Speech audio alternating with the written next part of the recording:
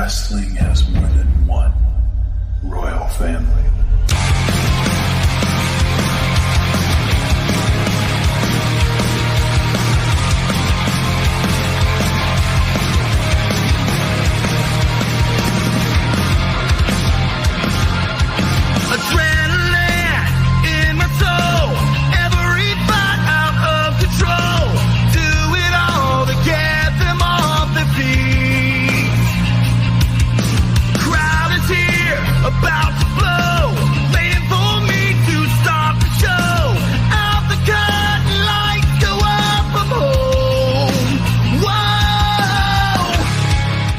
Hello, and welcome to GRAPPLMania Spotlight.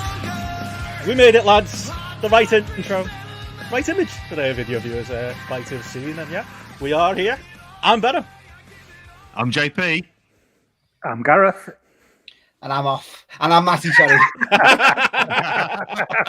The GRAPPL story is finished. Is the story... as the music tries to play again. It's clearly not finished, mate. It's going to carry on. Oh, nice. We played twice. Well, when one story ends, another one begins. That's what I've been told this weekend. How we doing, Matt? Let's start there. How's it feeling? The GRAPPL story is completed. Is the GRAPPL story 7 days worth of podcast? Well, we've completed that. Is the GRAPPL story me versus you? Well, I feel like we've completed that. It's we're all here. It's Spotlight, mate. It's well and truly completed, and we'll have to find a new story to get our teeth into better over the next 12 months. But I mean, it was a win-win for me, as the listeners knew. It was. I don't mean I'm going into it more. I'm devastated on the inside. I can't lie for me fandom, but you know, I did say after last year that he'd win the belt this year, so I can take that. I can take that win and try and run with it as best I can. But it's been a good story, Ben. It's been a good ride, mate. It's been a good journey.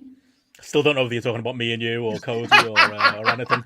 We just had a very quick unofficial pre-show. Obviously, we're back to the normal schedule next week. But how are we all holding up, lads? I'm fucking shattered. And for me to say I'm shattered, saying that I live shattered, but I'm extra shattered. It's been a lot this last week. 7 GRAPPLManias altogether, JP. We've somehow survived another one now.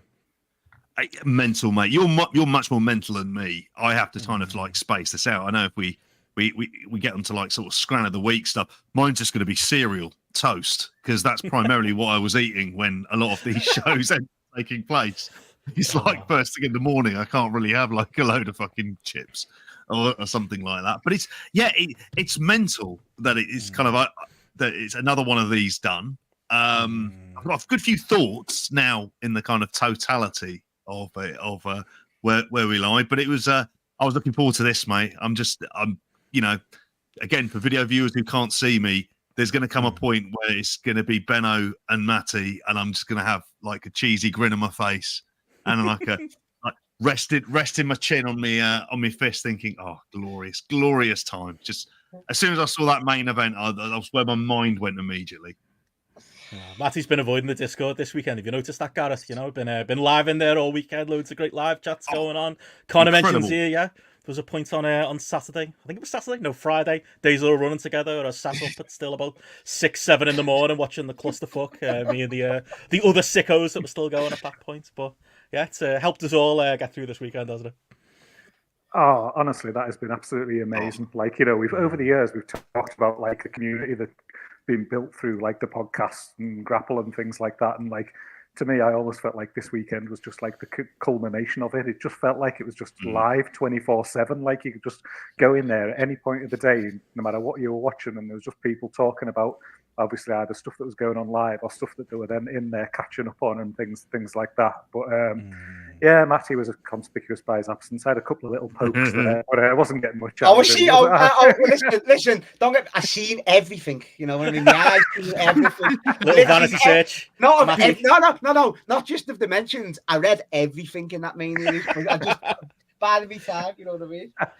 Fair enough. Nothing to say though, mate. Didn't fancy joining the party, no? I did at times. I was there, Ben. I wasn't like yourselves, like, you know what I mean? But I was there in and out. But then when it comes to the proper stuff, no, I needed to soak it all in because I knew what was coming. I was preparing myself, so I had to just watch that and not get distracted. Well, that's how we've been spending our weekend. Like I say, definitely get in the Discord for other big weekends. It's definitely going to be a fixture now. And yeah, as we've mentioned, GRAPPLMania has been ongoing over on the Patreon and YouTube member side. If you enjoyed our preview last week and you enjoy Spotlight tonight, we'll go through a little bit of our highlights of the weekend at the very end. But yeah, if you want our day-by-day coverage where we reviewed pretty much everything of note over Mania weekends for, as JP has said, the 7th year in a row. Patreon.com/grapple, and yeah, I think it'll be absolutely worth your time, and yeah, kept me going as well. It was nice to have that to look forward to each evening. I'm gonna miss it over the next couple of days. Ben, you deserve special praise, Ben. You know what I mean. We've all come on there and done filled in and done the shows with you, but you're the constant, mate, throughout that. You've done an amazing job, mate. Well, like I say, couldn't have done it without you lads, and obviously JP steering the ship on Thursday as well. But we got through it together, lads. That's all that counts. So yeah, get that over at the Patreon and the YouTube, and of course JP will be away this weekend. But us three are going to be doing a 5-to-1 on the Patreon this weekend. We're going to cleanse that. We've got a lot of WrestleMania chat to get into now, but it'll be fun to kind of cleanse the palate. We were like, let's do a show where, get this, we don't have to watch any wrestling. We'll just talk. so like, we're going to put it to the patrons and YouTube members over on the Discord. There's a Patreon section. If you're not in it, let me know and I'll get you added to it. Same for the YouTube members. But I think we're going to take maybe do a bit of a spin on the poll, just take some open suggestions. We were saying, Matt, weren't we, off air? Yeah, we've maybe exhausted the 5-to-1 categories, and I don't think it's us. I just think the world doesn't have enough categories because we've counted down pretty much everything we can think of. But I reckon the patrons will be able to think of something 100%. for us that'll give us a nice cleanse from this heavy weekend. They'll definitely come up with some ideas that we've either not even thought about, or as you say, we've covered most things. So yeah, get the suggestions down and we'll come together to pick a good topic, hopefully. There we go. Look forward to that one, Gareth. Yeah, it'll just be mad to just be put in a different headspace now to just WrestleMania, because obviously it's been like last few weeks even just to build up to this point sort of thing. You've been thinking about, tuning into a bit more WWE and things like that, just getting up to speed to sort of like prepare for WrestleMania, and then obviously just drowning in all sorts of different shows this weekend. It'll just be weird just to sort of have this step back and just have to randomly think of a top 5 something. But you say I won't need to watch anything. With a memory like mine, Benno, I'll have to be fucking watching all sorts of you will, Gareth. You'll be watching all sorts of stuff in the build up to it. See, I'm seeing the suggestions crawling at the minute in the chat. We got 5-to-1 best venues. I think we might have done that, or we did worst venues maybe. 5-to-1 Kevin Nash moves. 5-to-1 Regal matches. Gareth's not doing that homework again. 5-to-1 Dosses in. The hair flips #1 for Kevin Nash, by the way. The little elbow one, the where he does like the frame in the corner. I like that one. That's good. 5-to-1 reasons Brett is better than Sean. Not available for that show, lads. Sorry, can't do that. But we think of something exciting. That's a 500-to-1, not that one. 5-to-1 Dosses in wrestling sounds like that could be a laugh. And a long list. We need you for that one, mate. We need you on this. Give your expertise on that. Throwing Big Daddy on that one. He was a lazy bastard. 5-to-1 Brett moves of doom. Maybe it could be. Well, I'll start a little. I'm enjoying starting these threads on the Discord, so I'll start a little thread. People can let us know their suggestions over the next 24 hours. But yeah, without further ado, lads, we should get into what we are here to talk about. Expect this might be a big conversation. Got WrestleMania to talk about, all kinds of news, bit of CM Punk stuff later on, bit of Tony Khan stuff on that note as well, and yeah, we maybe go through some of our shows, matches, and wrestlers of the weekend outside the WWE stuff. But I think we need to start with the proper stuff, Matty. And as video viewers saw, a story was finished over this weekend. One man was happy, one man was sad. I'm the happy man, you're the sad man. Or did we figure it out who wins in that case if Cody finishes the story? Actually, I think we worked out that technically I'm wrong, which I don't like as a message board post. I don't like you never like that, I'd rather be right. But I've got to go to you first, Matty. Yeah, how was your... we haven't spoken. How did you get on Saturday and Sunday night? Were there tears shed in the den? How was the emotional evening on Sunday night as Roman Reigns' title run is no more? Tribal Chief's dead. It's one of them things, lad. It's like, I feel like it's that. It's real to me, damn it, fella. I really do feel like him today. It's like, as the listeners know, there's never been nothing like that's got me. Like obviously I've watched wrestling all my life, but this run, obviously as everyone knows, it just hit me in a different way than anything's hit me in years. This Roman Reigns run, and you know we've had our back and forth, Benno, over the year, and that's been great. And that, but yeah, but I knew it was coming. Like obviously the fan in me knew the way, especially after how night one went in the tag team match. It was so obvious he was going to win, and at the same time, it's the right thing to do. It's the right guy, which I've said all along. He remained over. This is the time to do it. Let's see what happens now. But I am, as a fan, I'm gutted. But then it's one of them things, isn't it? Like I say, Roman's gone away now, which the counterpoint is, well, he was never there in the first place when he's the champion. So it's like, yeah. But be careful, we'll record this before Raw. Who knows what might happen. I think me and JP have been booking this all along as well, JP. It's like tonight, there's got to be a big angle. They've all got to turn on Roman. There's got to be Jacob Fatu, which is rumoured to come in. New bloodline, take him out, put him out, and then he goes away for a bit and comes back as a babyface. That's how I'd do it anyway. But yeah, I'm gutted. But it's the right guy, Benno. You know, you could never dispute that from the start.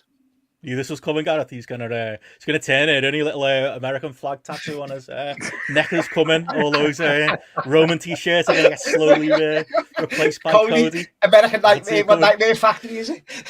Yeah, you might have to actually. To be fair, Gareth, it might cost you a bit of money because that WWE belt he's got behind you, he's gonna want to swap that for the gold one. Cody brings that back. You know, it's all covered. I'll get you a gold Sharpie, mate.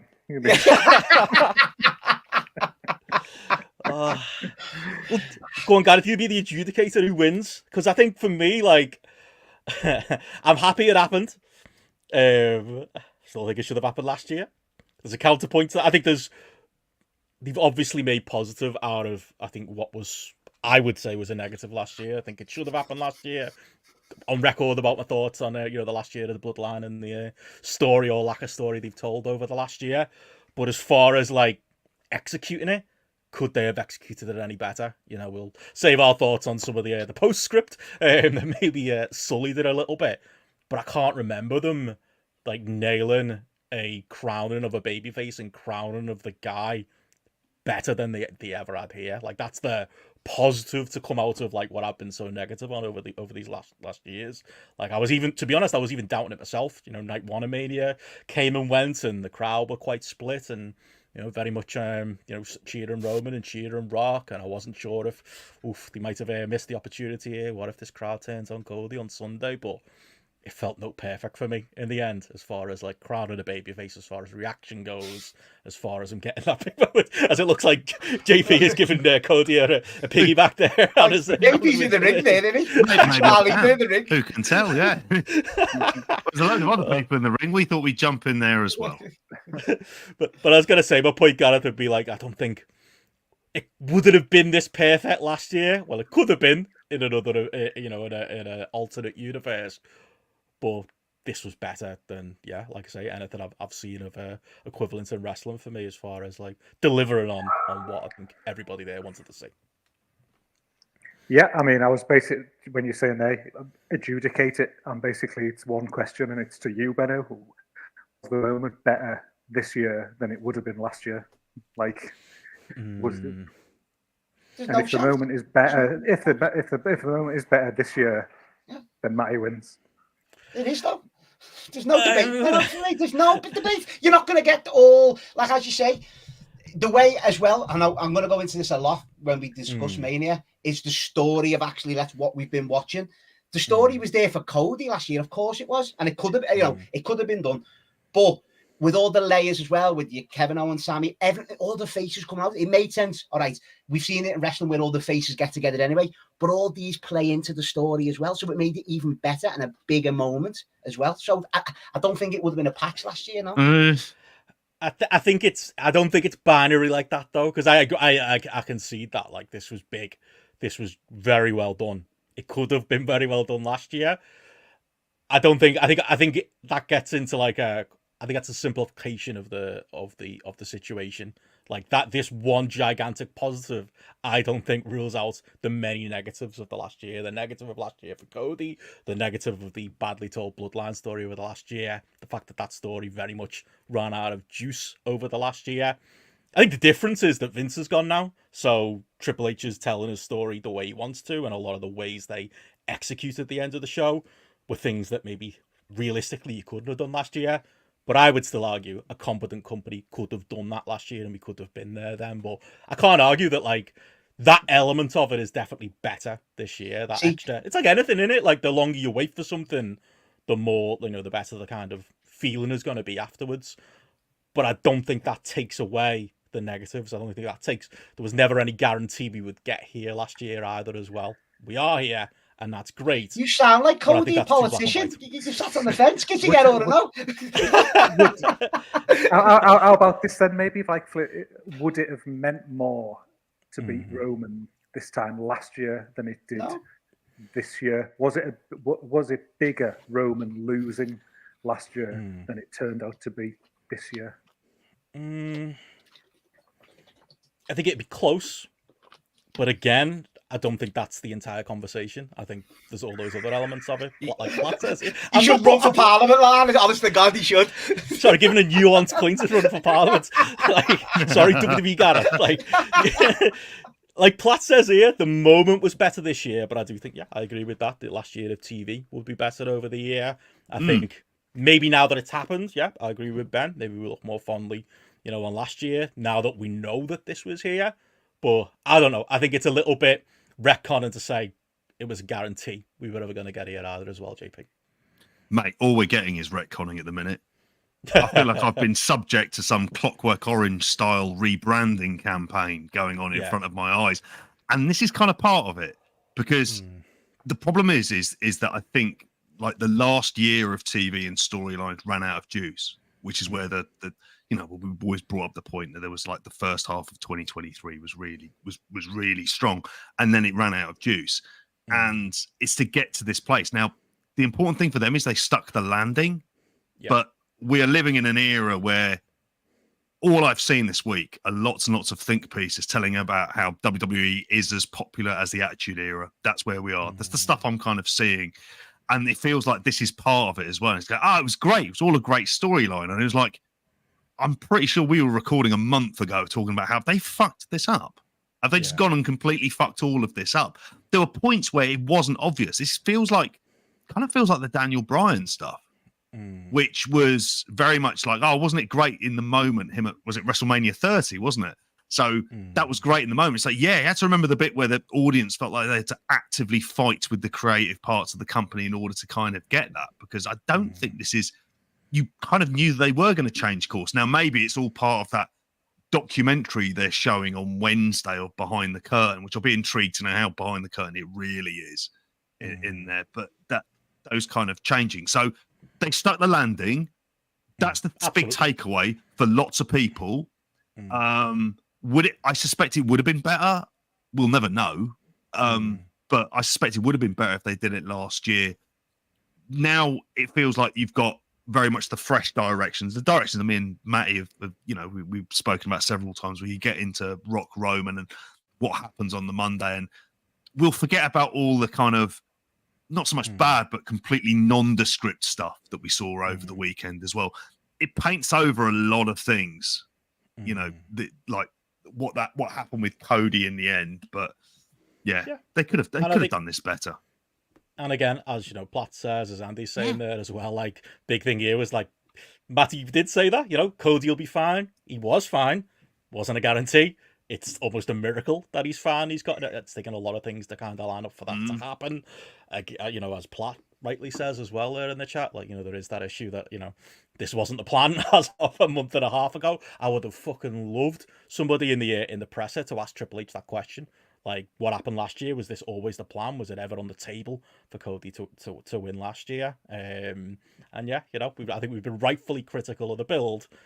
It reminds me of a lot of conversations we've had, like Wembley, rightly critical of the build, but then the moment and the show itself, delivered as kind of we expected it to. But the caveat here of maybe I didn't expect it to go as well as it did on the Sunday night, and it couldn't have gone more perfect, but I still think that should be part of the conversation. But that audience...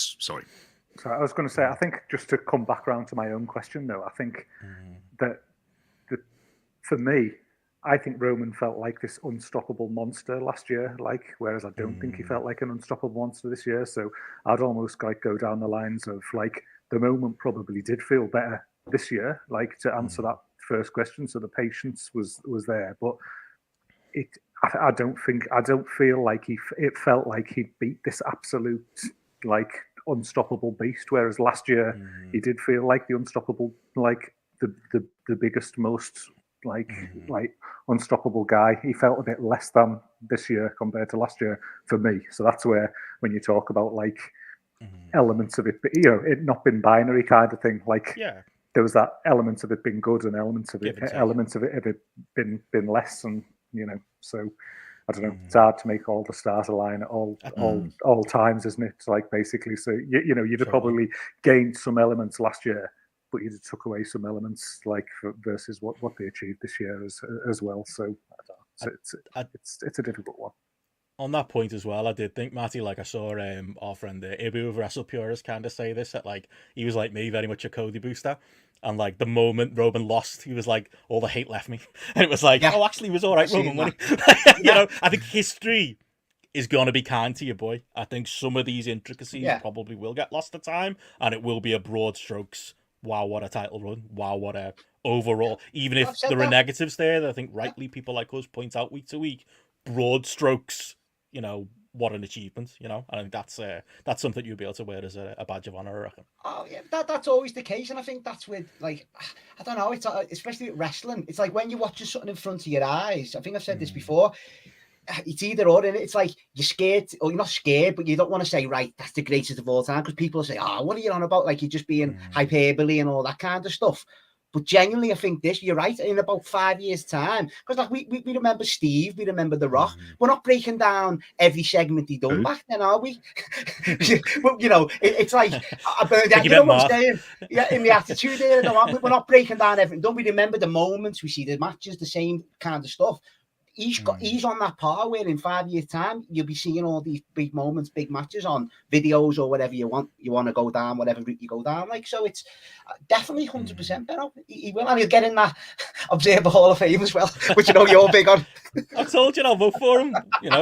When we get time, when we get to look back on this stuff and crunch those numbers. I will say I thought the match was better last year.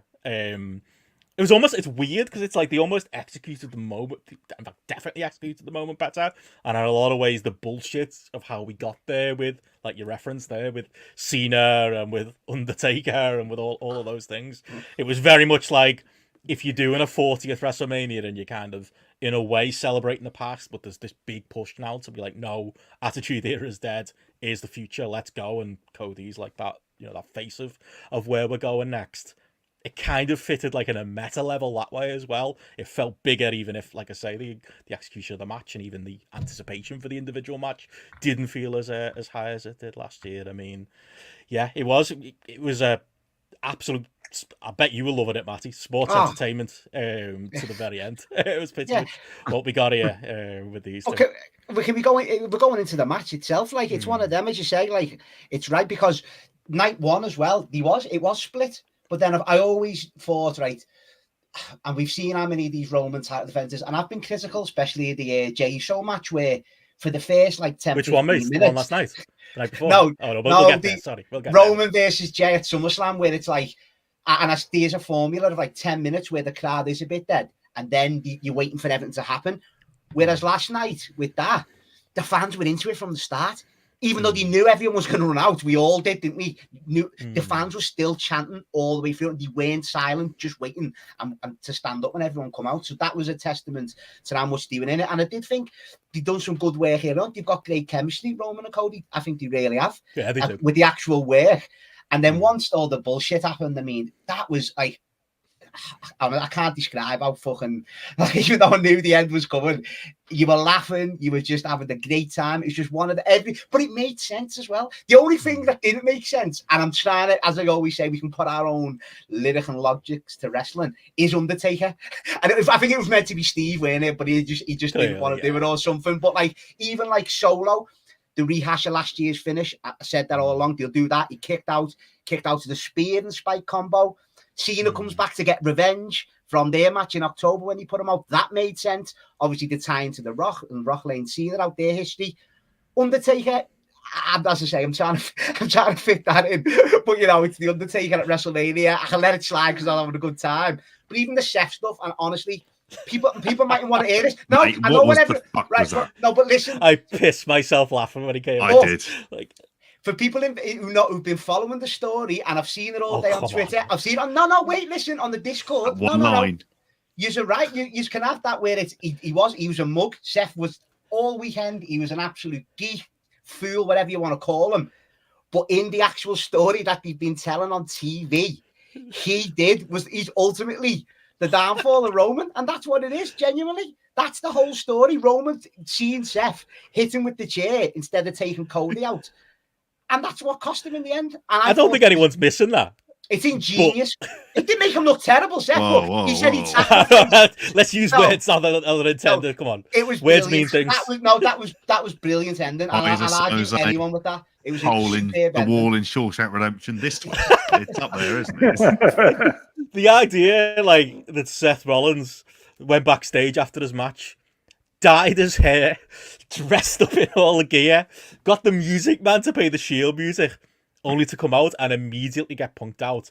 I mean, if that's part of it, yeah, I understand what you're saying, Marty, and I get that it was a callback, but, like, fuck me, if that's the story they explained to Seth, he probably should have said, maybe we can tell the story a little bit better. Can I get a bit of offense? Not asking him to be the Undertaker and chokeslam The Rock, but Jesus Christ. I mean, it made me laugh, so it achieved that. But fucking hell, what a loser this bloke was. Like, I think that element of it is lost, Matty, but this is the former world champion looking like a complete geek in the main event of WrestleMania. And we shouldn't let that part get lost out of it either. So, yeah, Ben says his hair's already died. I suppose it worked. It works for that. But, like, it's a lot of effort to go to for this moment. You ever tried taking off curtains that heavy? Honestly, and getting changed into other gear. It's tough, mate. Oh, yeah, they could have told that story a little bit better, and I'm sure he'll overcome. I saw Triple H do like a tweet today, putting him over a bit, and you felt like, yeah, I think he feels bad here for what they've done to him that night. But yeah, he was. It was our truth level, as you would says there, Gareth. It was comical. Seth won't mind though, will he? He'll be there to lick some boots tomorrow, and he'll be perfectly happy to keep his job and just to play along with the Paul Levesque era and play his part. He's just happy to be a company man and just go along with it all. But it just, I was pissing myself. All I could think of when all of these run-ins were happening and everything like that, I was just picturing Matty just sat there, just laughing his head off, kind of thing, just like absolutely buzzing off it all. That's purely all I was thinking of, because of the ridiculousness of it all. It, in a weird way, like, if I'm not getting into the nuance of law, WWE law, it just made sense in the ridiculousness of it that was the way that it all pieced together to be the way that he lost in the end and things, and just bringing all that fucking chaos and stuff going on there at the end. It was almost like, I don't know, it was almost like some kind of like curtain call, wasn't it, to the end of a story sort of thing. It was like everyone out on stage at the end bowing together or something like that. You know, it almost felt like that or something, which, you know, just when you take a step back and you go, well, I'm not even watching a wrestling program anyway. It's just, it is what it is kind of thing. It just like Simon's nailed it in the chat there. That's a good one. That it just had that feel good kind of thing, that finale to it. Yeah, 100%. It was a good TNA main event. It's a cracking TNA main event. Jeff Jarrett all over. It was. Yeah, just imagine Jarrett was really well liked. That he was Cody Rhodes, like, in all of this. And this was like Roman Reigns is the Monty Brown that could have been. Like, you know, he could have been to that level. And it was just like, this is always what they were going for, because that's what I was sort of laughing at. I was going, all of these callbacks and everything else, that kind of melodramatic wrestling, it's just like, it's not rocket science, but it's the way you go if you want to get the reactions, and you want to make it feel like a series finale as well. Yeah. And what they've got in Cody is like the perfect WWE bullshit wrestler. Like, he is just so malleable and fits this mold so built of this stuff. Yeah. That's it. And that's the other thing I'll say about like this being the perfect time, maybe in some ways better than last year, is that, you know, within this alleged Paul Levesque era, we can get into that, but within like this, you know, completely, you know, new space where, you know, Cody is ready for the spot. Roman's probably ready to step back a little bit. So there's that too. And who better than like Cody, who's just lapping up this like being this new John Cena, new WWE, like, you know, if it is a shame Austin wasn't there, because you could have had like that, you know, passing of the torch, Austin, Cena, all of those previous eras. It was a crowning like none they've ever done before, right down to, you know, as in the picture back behind JP of all the baby faces coming out, even Punk coming out there to make sure he held up White Cody's socks. arm. But that, you know, we can get into the Paul Levesque. That's not a great look with his Dickies suit. He's still Punk. It's Dickies. It's fine. But like, that is another thing that wouldn't have happened. I don't think. Maybe it could have happened a year ago, but further back than that, in the Vince McMahon WWE, you wouldn't have had these over baby faces that are liked, like Cody is liked. Because, like, look at the people standing behind him. It's Sami Zayn. It's, for his faults, Jey Uso. It's even Randy Orton. You know, Cena's there.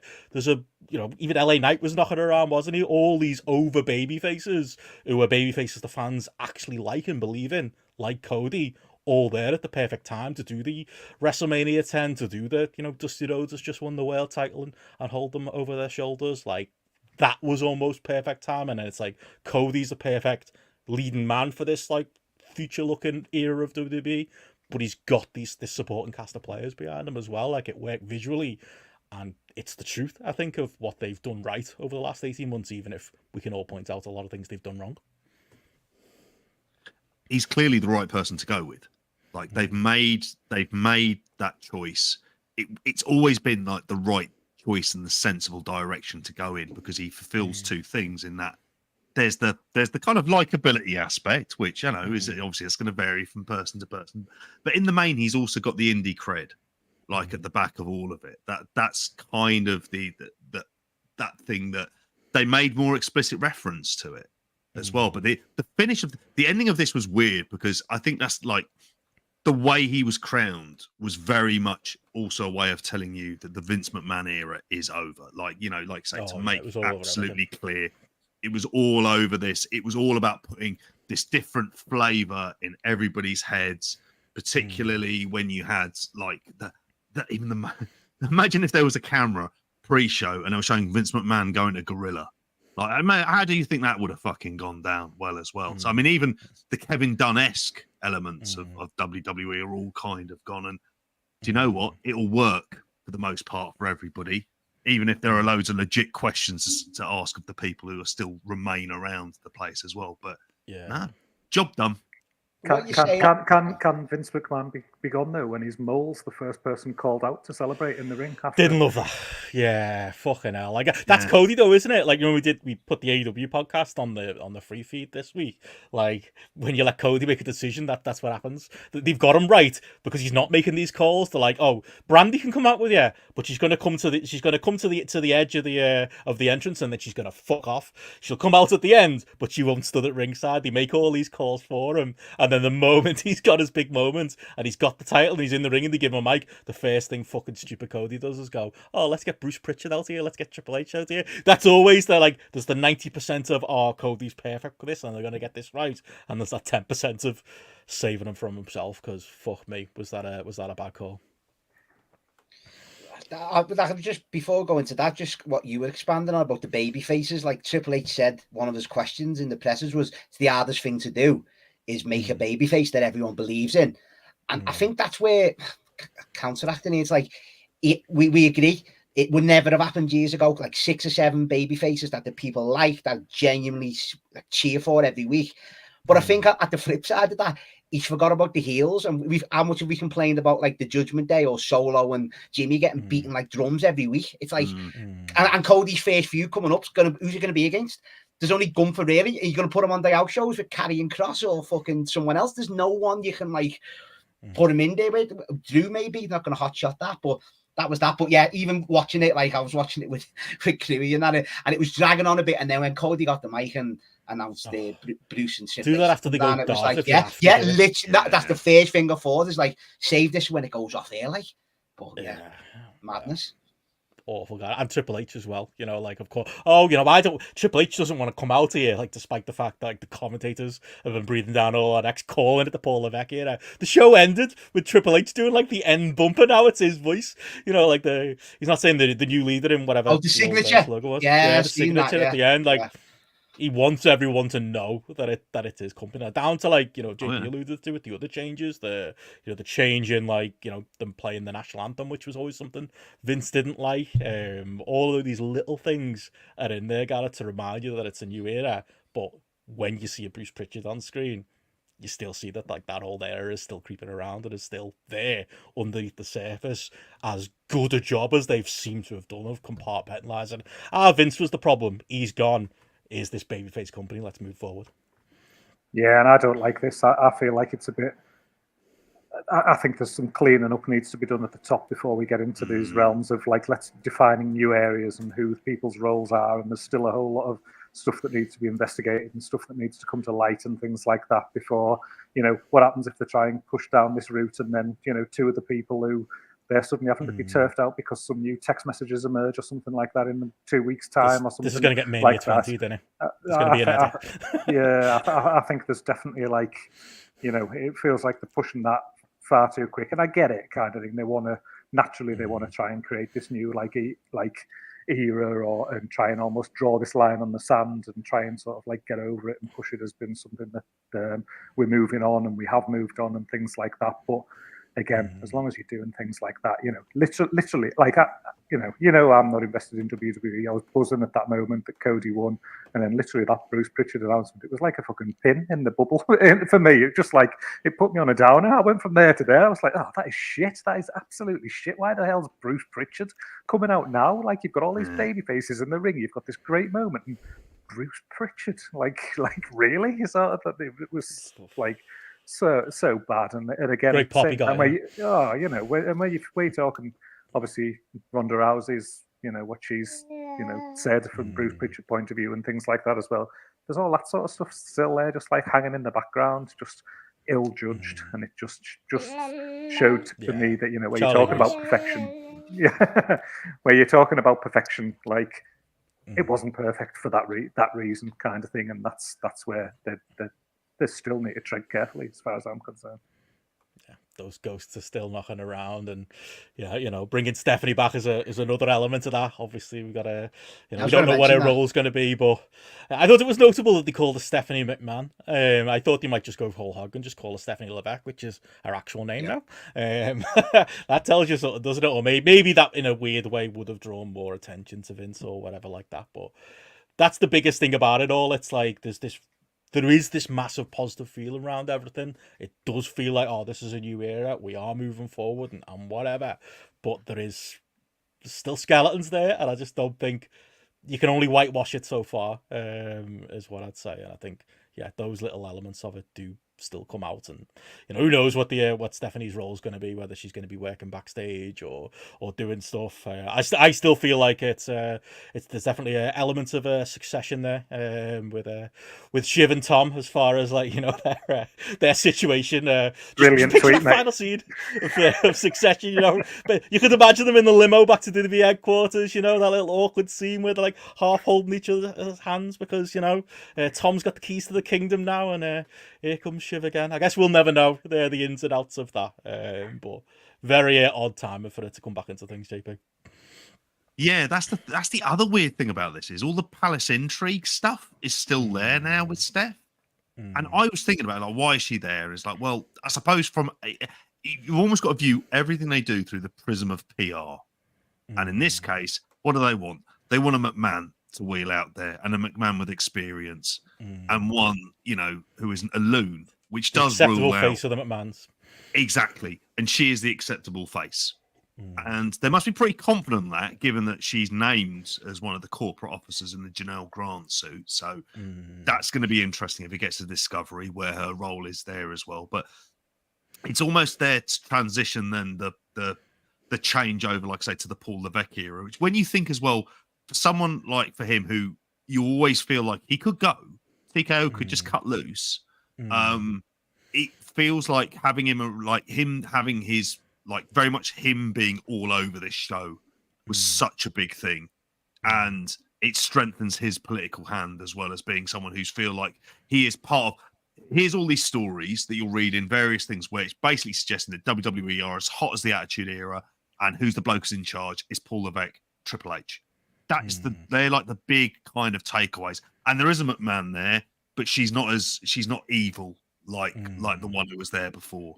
And they've got the person they can put all the blame onto there as well at the same time. And they're trying to tick so many boxes as well at the same time of being like so fan friendly, and it feels like it looks different. This isn't your dad's WWE, whatever the fuck that means, probably in 2024 as well. But there is, this is about like a kind of creating and rehabbing an image, and Triple H being at the front of that. Of is that's a very deliberate move on his part. He's no fool. Paul Heyman knew that as well. That's why he started it off, Heyman, didn't he? On Friday, yeah. He's a calculated man. Things don't happen by coincidence. But there is all of that. There's the production changes. Like, there's definitely stuff we can talk about Mania as a whole, where like there's clearly like movement forward, and it doesn't need to look the same old way. There's there were some gorgeous shots I thought of this. The set looked good. They made it all kind of look fresh. There's loads of like positive little things in there that they're putting in there. But yeah, they're leaving you in no doubt of who's in charge. I'm actually shocked, Matty, that we didn't in that Undertaker spot didn't get Paul coming out in it in a pedigree on Rock. Pedigree on the Rock, yeah. Him 10 years ago we'd have done that. His ticker probably couldn't handle it these years. Yeah. But he was cleared at bumping or whatever. Yeah, he definitely got involved, 1,000,000%. With that though, like as well, like eras though, I can't be having them just be like the Paul Levesque era. We've touched on that, but it's like eras are defined retrospectively, aren't they? You look back on something, you can't label something as something and then that is then what it becomes for the next 5 years or 10 years. We're all talking about ruthless aggression, aren't we, still to this day? I'm sure we all mention that all the time. And like that's one of the things as well that kind of just grates on it from my perspective as well, is you can't just stick a label on the side of something and that means it is, and that's what it is kind of thing.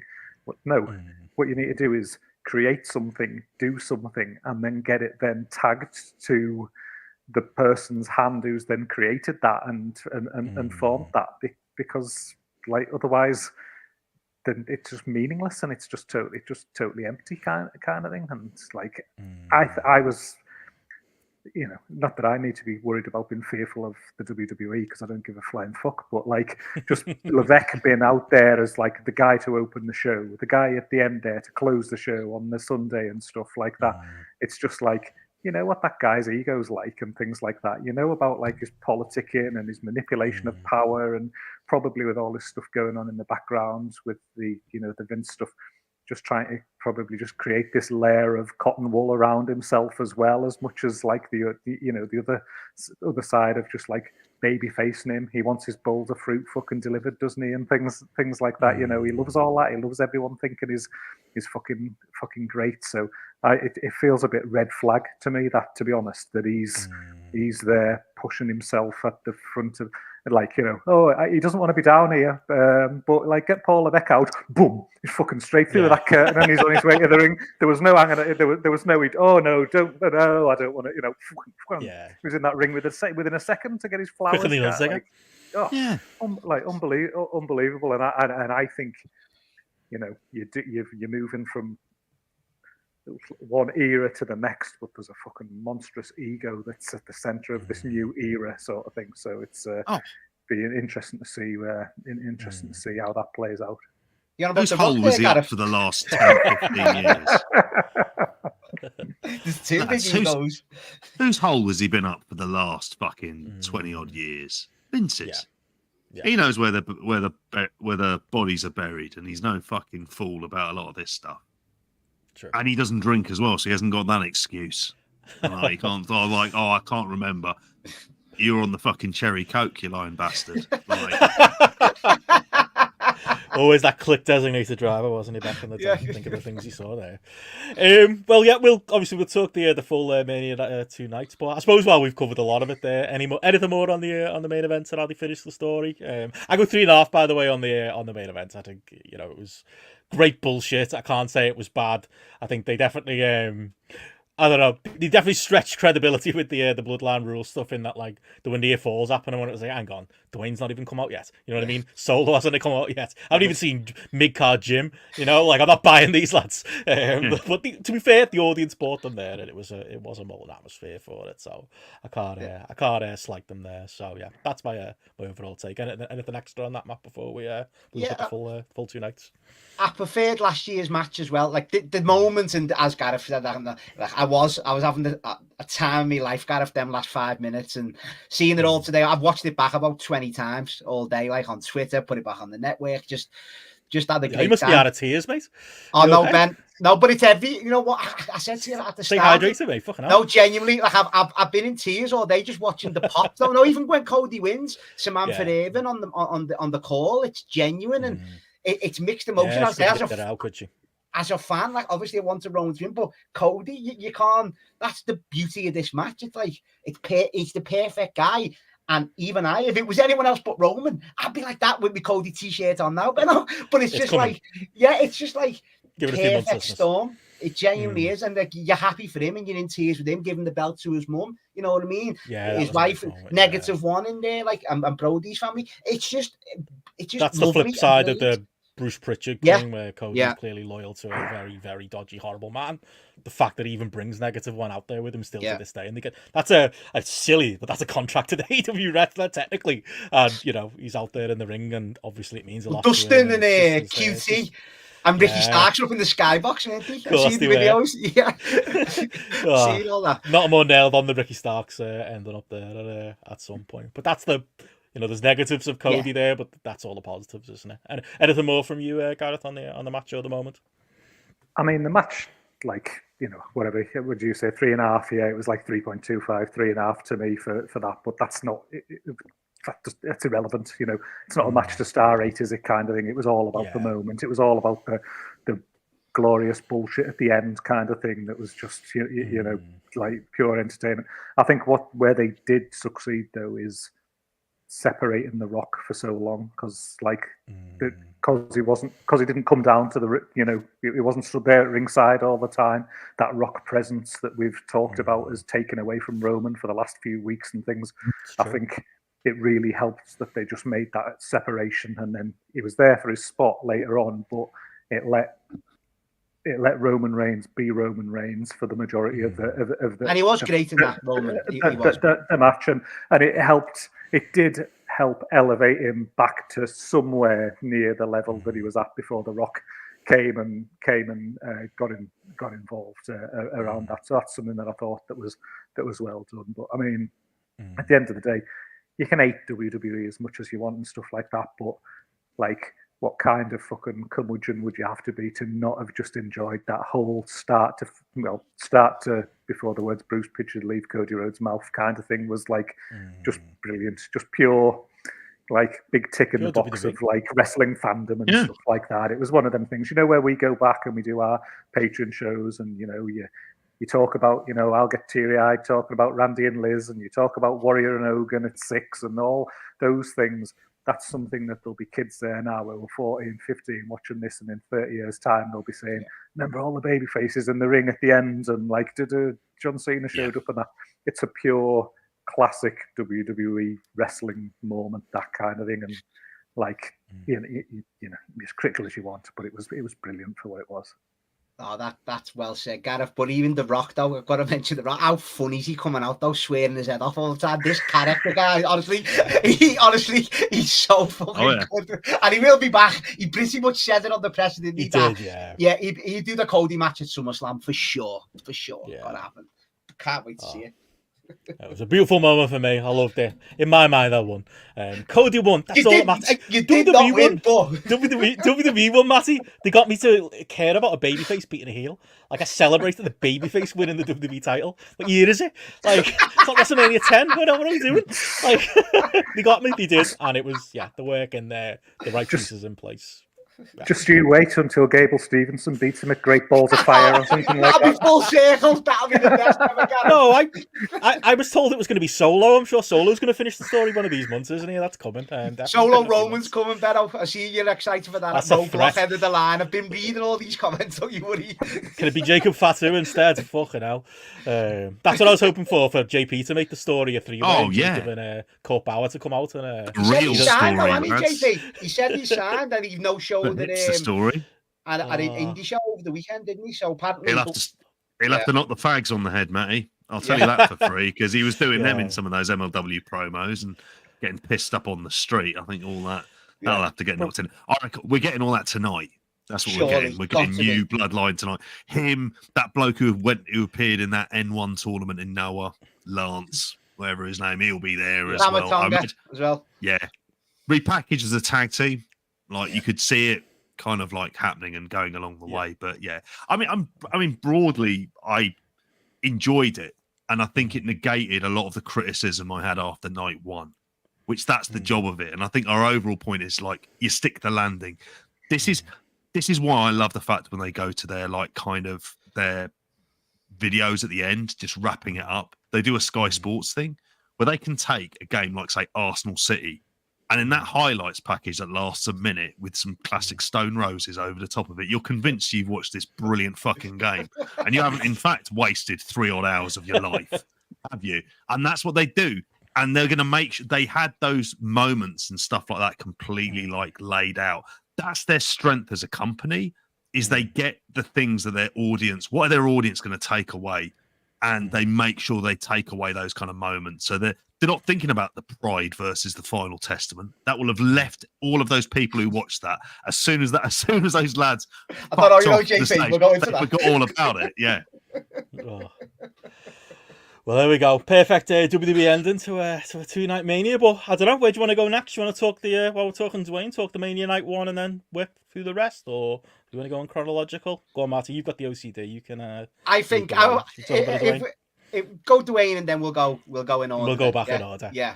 Okay. Well, if Gareth said that the best thing for Roman was for Dwayne to be sat backstage on a stool rather than standing next to him, I actually agree in a lot of ways. But like the way they got to that second night main event and the night one Mania, you said there about loving Rock when he came out and he's talking all this shit and that. I felt like we got a different Rock on night one in the setup tag. Like I felt like every bone in his body was geared towards just making sure he got through the match.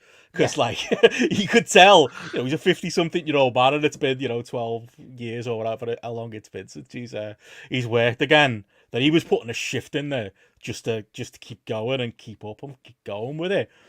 And I actually agree that, like, as much as I laugh about that, Roman coming out there, stood next to Rock, you know what all it took for Roman to get, like, near enough, not quite on Dwayne's level, but near enough on Dwayne's level?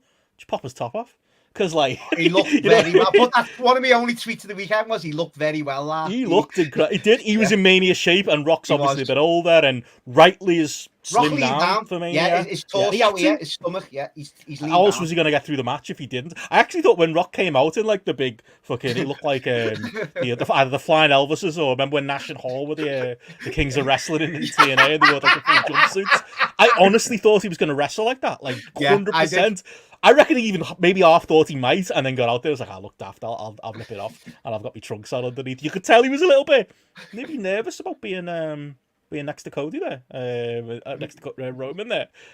So in a way, kind of evened them out a little bit. And I don't think he was as chatty or as domineering in that match. And yeah, I'll the wrestler head on, didn't he? Because he was working. Felt more equals than they did at any point. Coming up to this, but yeah, you take the lead on it, Matt.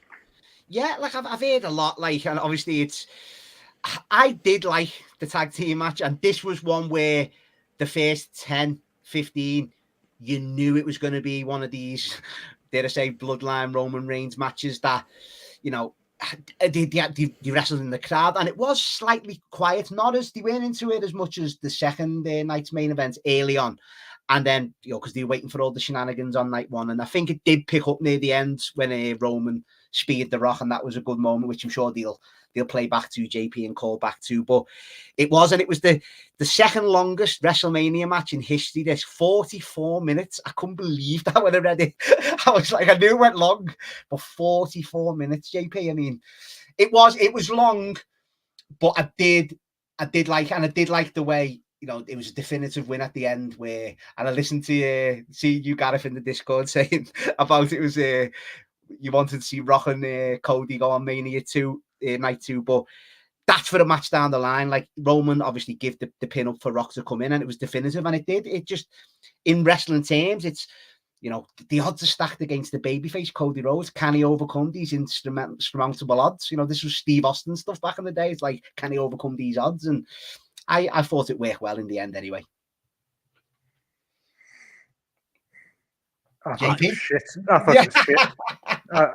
I thought it was utter shit. And you're saying there about it being the second longest match in WrestleMania history. Fucking hell, did it feel like it? Jesus Christ! Like, and it was just right from the start, right from the first moment of like The Rock coming out with that boss belt and just looking like amazing with that, like, compared to the person with the fucking company logo on it. I can't, like, that just immediately, just like The Rock just looked like that's the guy, that's his mate kind of thing. Like, so again, it just reaffirmed that to me. That's like been a long running feature for like the TV show over the last couple of weeks.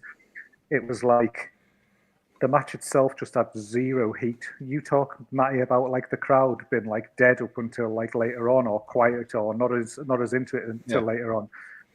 The wrestlers didn't help. Cody Rhodes has been getting twatted. He's been getting battered with belts. He's been fucking outside in the rain, lying next to his bus, getting fucking like ripped a new one kind of thing. And what's he coming? Like, coming to the ring? And, just slowly, we'll just go around and we'll just all be like easy and like a bit, you know, waiting for the lockup and things like that. And then even when like Cody's getting on top, you're like, give him a dig. Oh, no, I'm not. I'm just going to stand around and I'm just going to look to the crowd and I'm going to pander a bit, and it's all very slow and methodical and all this. I was like, oh, you fucking hated him. He's been absolutely terrorizing you for weeks. And then this is like, and his tag team partner is somebody who is like fucked you out of the belt like a year ago. You've been desperate to like get your hands on and just like get into and stuff. There was just none of that at all kind of thing. And do you know what? When Cody finally got his hands on on Roman in this match, like, he gave him a couple of digs, and what did he do? He tagged out to Seth Rollins, and I was like, why are you tagging? You've been desperate to kind of like get hold of him here, and then like, and he just tagged out. So right from the start, I was like, this has just got no fucking logic to it at all, as far as like a match goes. And then obviously it just went on and on and on, and then you've got the Rock, like, obviously just telling the ref and things like, oh no, I'm going to sack you if you fucking do this. I can do what I want kind of thing. Or meanwhile, I'll get out of the ring here and I'll just hold onto this tag rope and I'll just wait for the tag before I come in again kind of thing as well. So there was the fucking whole, that was entirely, you know, there was like the match structure lack of logic. There was the kayfabe lack of logic that The Rock's going to break all these rules but then obey the rules like at a second token as well. And then one of the things that we talked about, I think, on Spotlight last week was like, oh, this is so exciting. There's so many different variables here kind of thing. Like, what's going to happen? What's the dynamic going to be between Cody and Seth? What's the dynamic going to be between Rock and Roman and the various things there? And just Rock wins. Like, and that's it. What's the big setup for night 2? Oh, none. Rock just won. So Cody's just had the odds stacked against him a bit more. That's the story. They got beat again, and like, then here we go, night 2, and it was like, oh, so all this time we've been building, and we've been saying The Rock's been overshadowing Roman, and it's been, well, we're building to the tag team match because that's night 1 kind of thing. Something's going to happen on night 1 that means that it's going to bleed into night 2, and you're going to get your story for night 2 on night 1. No, you're not. You just get like a really, really, really long match that, like, basically something that's really long that achieves nothing, and The Rock just looks boss. Like, and that's the way I was just left feeling at the end of the show, to the extent that the crowd are booing Cody Rhodes like at points, and I was just like, I know The Rock's the biggest star of them all. He's the biggest heel. He's been terrorizing Cody Rhodes. Cody Rhodes is this babyface that we've been building up. Should have won the belt, or arguably should have won the belt last year, but he hasn't. We've held off till now because we want to make him an even bigger babyface to do it at this moment. Like, oh, we've overcooked this. The crowd are booing him. They're booing our number one babyface. And I know it changed night 2 and the end and stuff like that. And that's more circumstance. This is just shit storytelling and shit like match structure and shit narrative. Like, it was dire. But do you not think that's not on The Rock in the match, Gareth? But do you think that's just The Rock? We've all said it for weeks. He's too big of a star. Even if he's playing this final boss heel, he still leans into like the crowd interaction. So he's always going to get cheered because he's The Rock. I hate to say, I don't want to say it because he's great, but he is a bit of a hindrance in that side where, as you say, Cody was getting booed. He legit was. It weren't like a mix. He was getting booed. And it was maybe are we going to get that in the singles match down the line? Do you know what I mean? It could happen, and this is where we could open another can of worms down the line of this Cody run. Is it going to be? I don't know. And that's where you have to look at it and you go, it's one of two things, or it might be both. Either the WWE were bad at their job for the way that they booked this and told that story, or The Rock is bad at his job because, like. No one's going to tell The Rock no, though, are they? That's the thing. But if The Rock's supposed to be the heel, the final boss heel with his thing, and he's getting cheered and he's detracting from the babyface and getting the babyface booed, then The Rock has been actively bad at his job. Like, he's not been able to perform as a top heel. So then Terry Rock, though, isn't it? That's the thing, though, isn't it? That's like, it's the same. It's that thing you're going to get. And as I say, in the singles match, that'll be interesting. Terry the Rock Johnson. He's learned off the best. He learned off the best for that, JP. What? That's the thing. That's the only story they told. Like, where I'm loving this, by the way. Like the chat's saying, it's Bretro's exploding here. I don't even have to say anything. But like, what it's about, lads. It's always been what it's about. It's good debate. Debate, innit? But like, yeah, everything Gareth said. Add on the only story they really told at the end of night one was the commentators going, well, Cody hasn't got a chance. It didn't increase my anticipation for night 2. And both things can be true. Everything Gareth said there is right, but on night 2 it still worked. But everything Gareth said there, I think it worked right, because of that, though, as well, because of the fact it was like, God, he's just been crushed. It was basically in the end of squash, wasn't it? Really, there was the last 2 minutes of the match was the spear, the rock bottom, and the people's elbow. It was so clean, I say, but definitive that it was like no one was coming in. It was just done. Yeah, it was a great New Japan Road 2 tag to set up Cody and The Rock. Like, that's what it was. Like, you like all this booking, don't you? This when what's his name? Gado was the best booker in the world. Minutes, mate. It did take a while to get your champion getting pinned, your big star getting pinned in a tag match for down the line where he can say, "I pinned you, I'll be number one." And everyone said that bit I don't mind. You know what I mean? That bit I agree with, but that's the long term. I'm with Gareth in that, like, yeah, we forgave a lot of the bad storytelling going in, like, they haven't really put much of an emphasis on night 2. Didn't even put an emphasis on night 2 very well on SmackDown on Friday. Roman wasn't there. We did say that, with the caveat of, it'll probably be fine after night 1. It wasn't, and that should be said, shouldn't be forgotten. At the time, they didn't really nail that. But where I'll defend them a little bit, I will say, it was funny. This was one watching along with the Discord. A lot of people in that chat who aren't like me and used to being up at 4 or 5 in the morning. People were struggling because of the length of it. I just didn't really expect anything else. Expected long entrances. I expected long stare downs. I expected big entrances. Because you've been tuning in, Ben. I expected, all of that stuff, and it was only really about like the closing moments and the way little good things in there with, as we keep saying, with Cody and the Rock, as far as Cody reversing the people's elbow the first time felt notable and something that they obviously leaned into the finish and stuff like that as well. But old point here, JP, but yeah, just made me really excited for Cody and The Rock, which again, to Gareth's point, wasn't the point on this one. Go on, JP.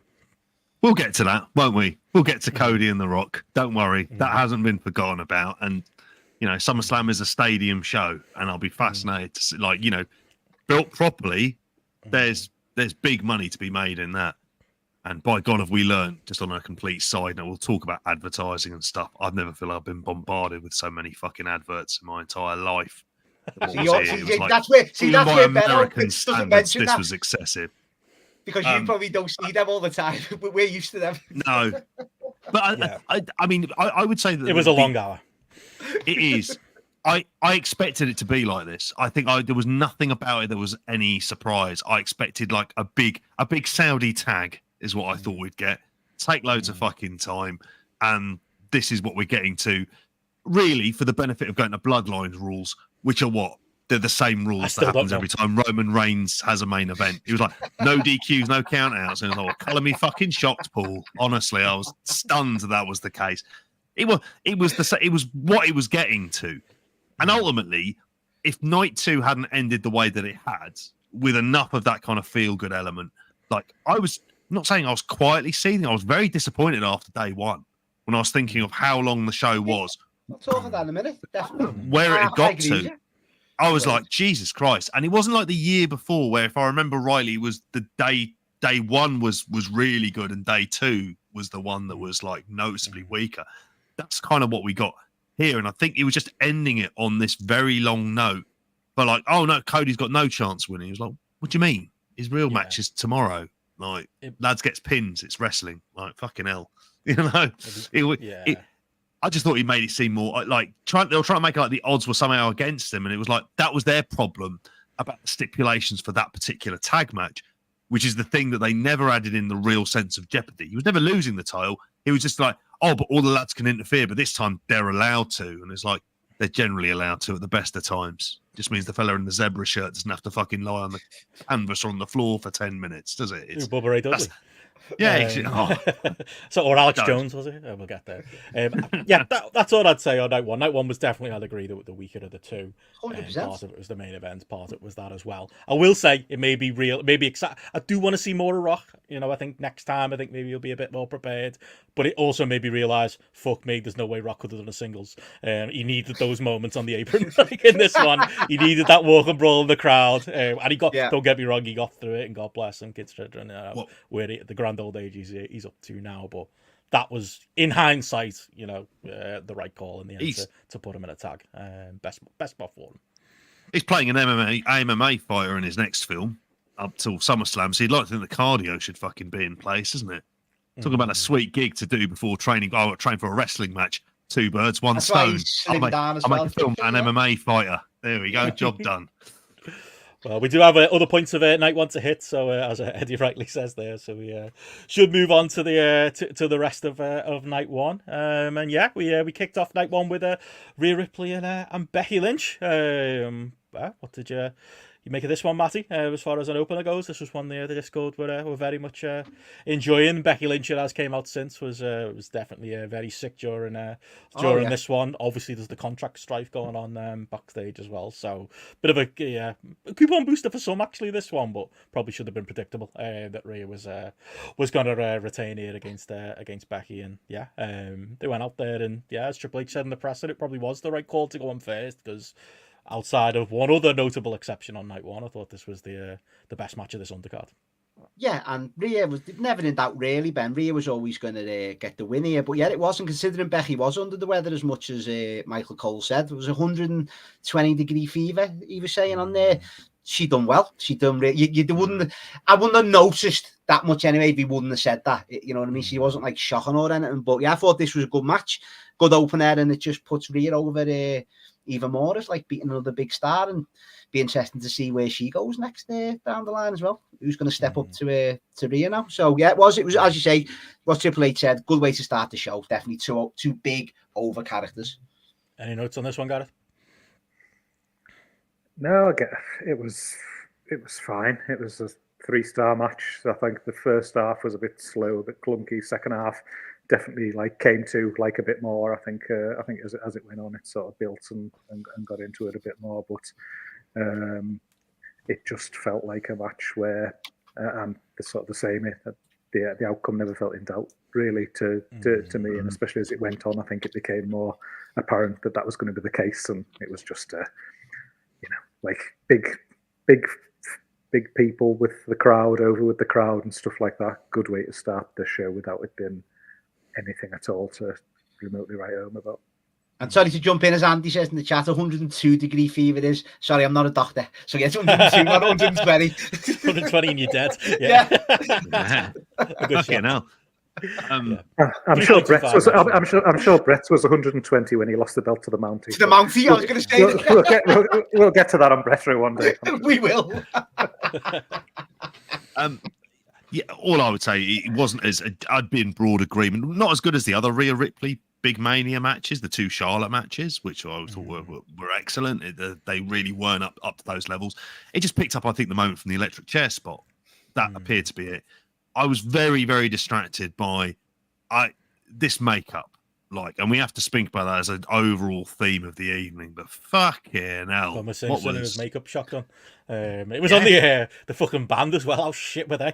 Who sang out Rhea Ripley? It looked like a past self, to be honest. And you lads haven't seen June 2, but he looked like a lad who'd escaped from Giddy Prime, but he had a bit of hair on him. That was basically it. It was just very, very weird.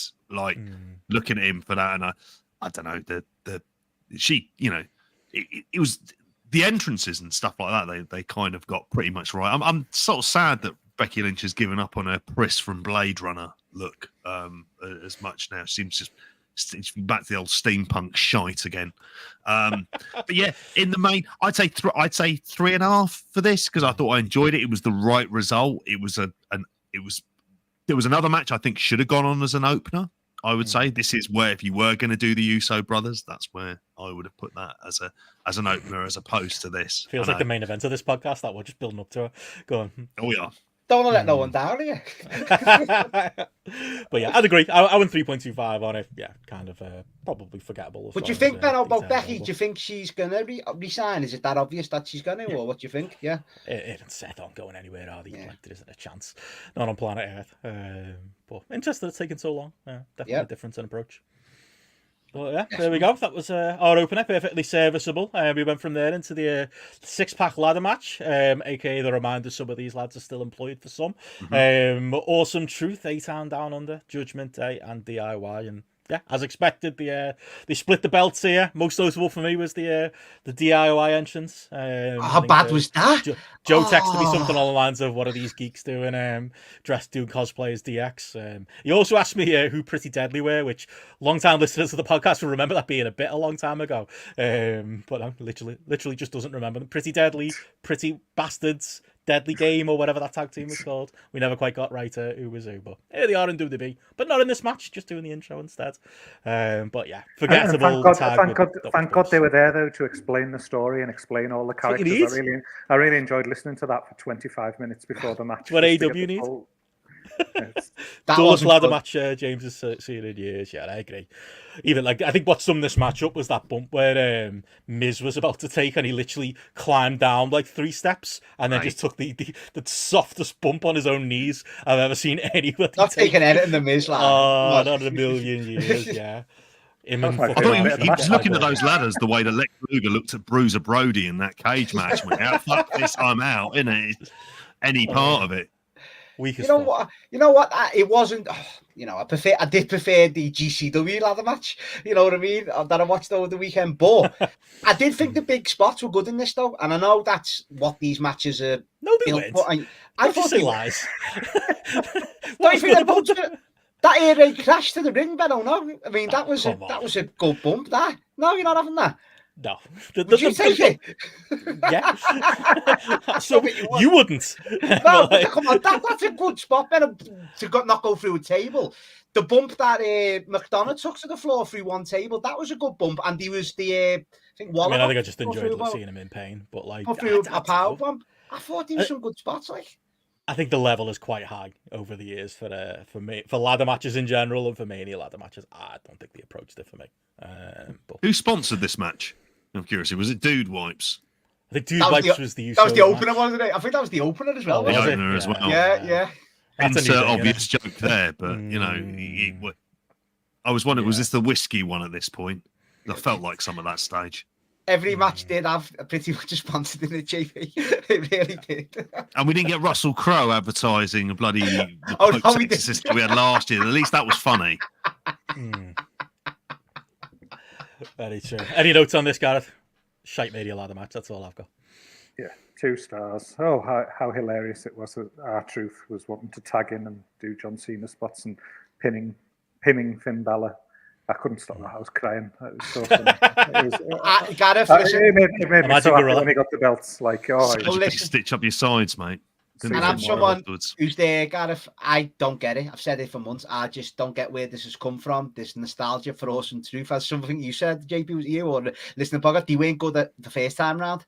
So, like, why is this like become a thing? But I've said it all along on these shows. When he come back, they backed themselves in a corner, putting them with Judgment Day. The fans are into it, so they went with it. And all right, I sound like you guys now, and I'm a fan saying the fans in the arena like that's what it's about, but it's still shit. So I just can't, I just don't get it at all with them two. But I mean, I love Truth and I do like Miz, but they shouldn't be the tag team champions. Let's be honest. Should be on the show. If it was up to me, but oh well. That's what they did there. Moving on, speaking of shouldn't be on the show, we then had our tag match with Rey Mysterio and Andrade versus Dominic and Santos Escobar. Like, great SmackDown match, lads. I was going to say, it's a SmackDown match, this one. With a couple of NFL lads getting involved at the end. That Gareth can explain who they are to us, as the Discord was quite confused during that one. It was, like, the one, they hadn't done the build for this. And 2, if you can argue they have done the build for this is not the match at the end of the line that you would expect it to come to a head with a rando tag where Andrade's replacing Dragon Lee for reasons. 2-star specialist and didn't belong on a WrestleMania card, Gareth. No, God, it was absolutely just shit just happening, wasn't it? Stuff's just there happening, kind of in front of you, and like feeling like there's no rhyme or reason for it to be there.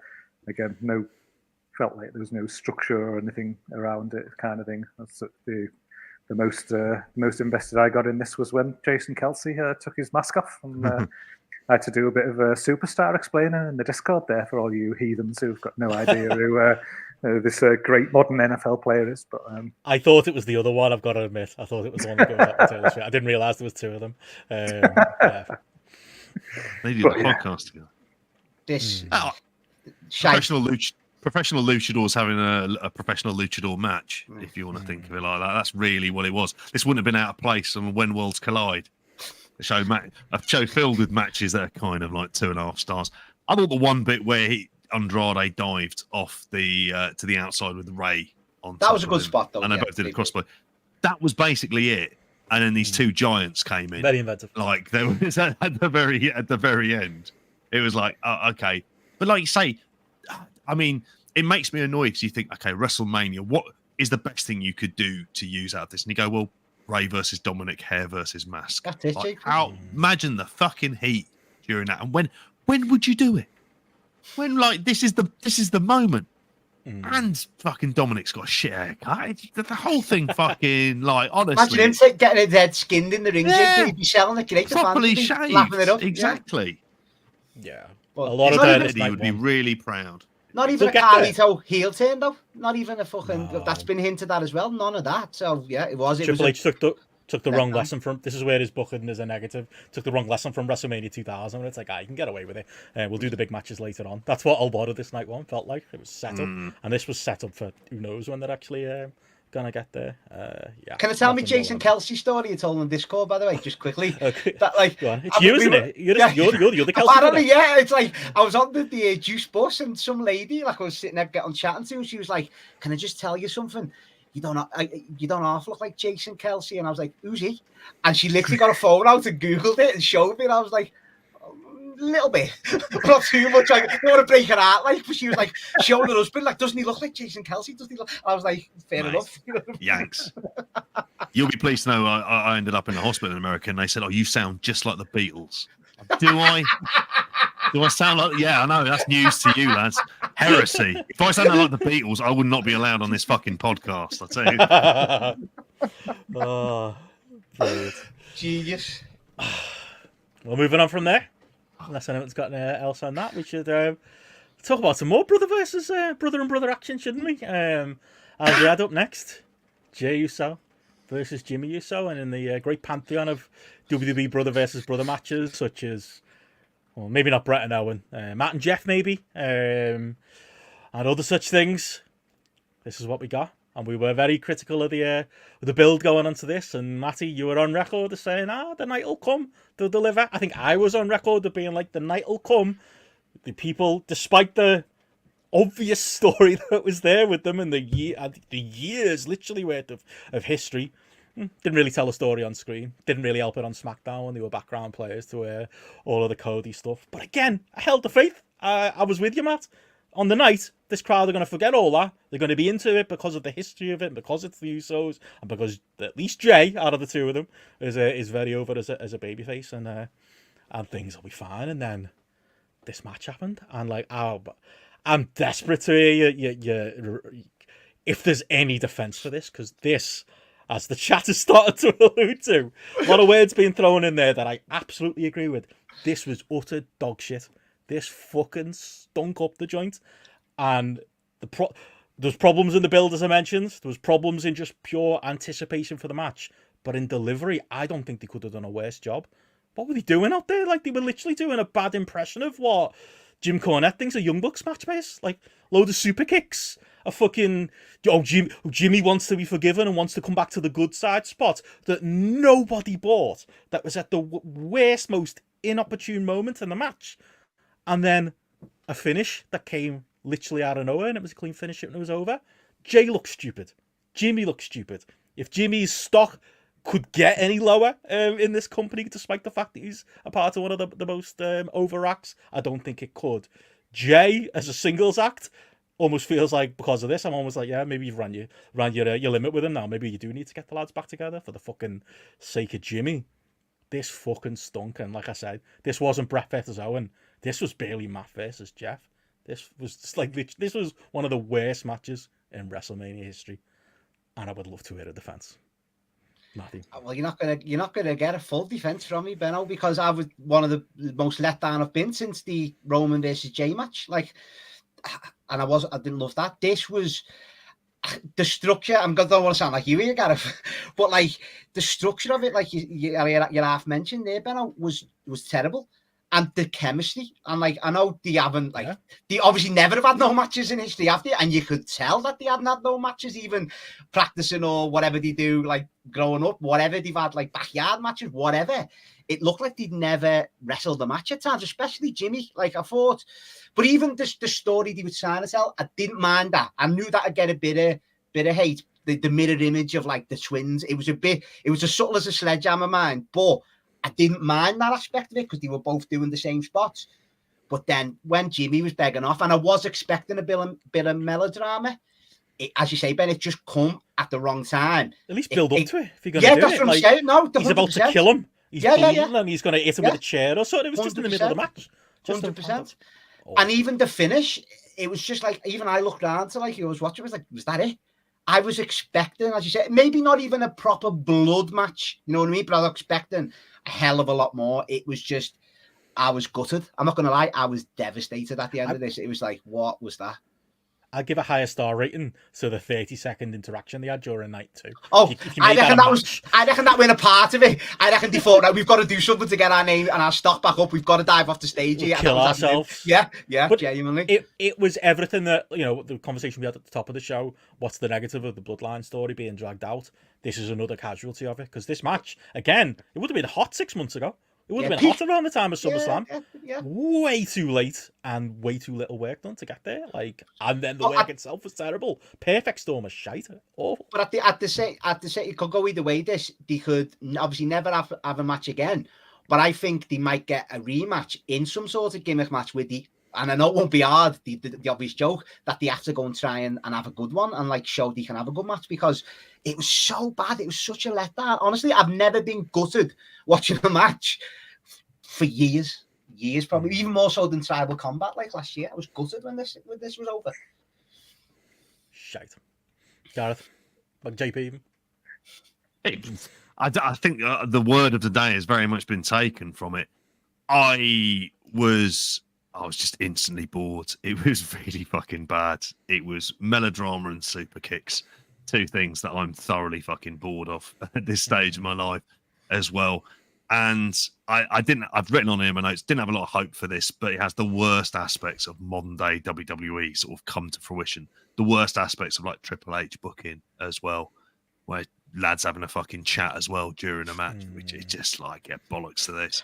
At least when the boys are ordering a pint at fucking Dynamite and Collision, Matty, there's at least a novel value in that. Like, yeah, getting a couple of beers in, but bloody hell, not during this. Like, it's just honestly, yeah. I was devastated. As I said, there, honestly devastated. It was, but I, you know me, I don't mind the monologues and the melodrama, but as Ben said, it was just at the worst time, the worst spot. Nothing. It didn't deserve it. It wasn't on for even half an hour, as you say, and then he's begging off or something. It just so. It was strange. And Jason Jordan, I read up, was the agent behind that match that want to throw him under the bus, but he's got to take some fucking blame for it. Fucking hell. No, I mean, he also agents good stuff as well. Jimmy's just not good. I think that's what it is. Like Jimmy's, it's quite funny when they were a tag. I never noticed. Like you never noticed one was good and one wasn't. I think it's clear as day. Like Jay is the star out of the two, and Jay is the better wrestler out of the two. Not that he's fucking, Bryan Danielson or nothing, but like the golfing class here as well. Yeah, don't know if you have the notes on it, Gareth. You've said it all. Like, you don't need me to fucking bury this anymore, kind of thing. When Matt is burying it, I don't need to do it. Like, I just had one question come out of this. It was just at the start where they described Lil Wayne as the greatest rapper of all time. I just wondered about your opinion on that, Benno. Not based on that performance, mate. It's after my time. 4 lines of Millie. That's it. He didn't even do nothing. A little bit of ad-libbing. There was a better rapper performance this weekend. Yeah, I would have saved that line. Maybe for there. Still wouldn't have been true, but it might have been closer for true for me. Relatively relevant, I would say. I think Matty will back me up, but still, it's WWE. So a decade and a half out of when he's still behind. 09, like, because when he's in his, you couldn't avoid him, could you? But he's still a legend. He's got the matches, shall we say, Benno, hasn't he, in the bank for me anyway? He does. He does. He's got some classics in there, so we'll give him that. All right, well, we move on from there. What do we have next? Oh, yeah, we had the 6-person tag. Be interesting what you guys thought on this. It was for me, nice little bit of business. It was Jade, Bianca, Naomi against the remains of Damaged Guitarro. It was a bit of a nothing of a match, but as far as like protecting Jade and hiding her weaknesses and making the three, them three particularly, Jade, Bianca, and Naomi, look like $1 million.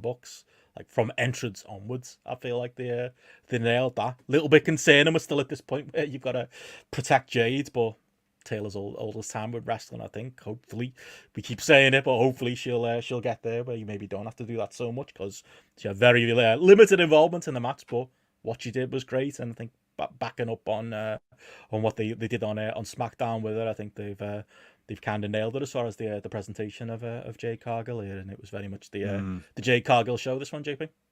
Yeah, it really was. And I was it was 8 minutes long. It was exactly what it should have been. The right people won in the right way. Jade Cargill making a kind of like an impact. I wonder if they're doing this the way that I assume they're going to do, which is her and Bianca Belair get the belts, have an ongoing thing, and then they end up breaking up and having a match next Mania. That's absolutely fine. Like there is she's not, what's she, 31? There's time on their side. Like they don't have to necessarily rush this. And if she is the kind of prospect that we think that she kind of could be, it's well worth them taking their time doing this. So I'm almost like, I'm not busting a gut to necessarily see Jade Cargill wrestle on the reg.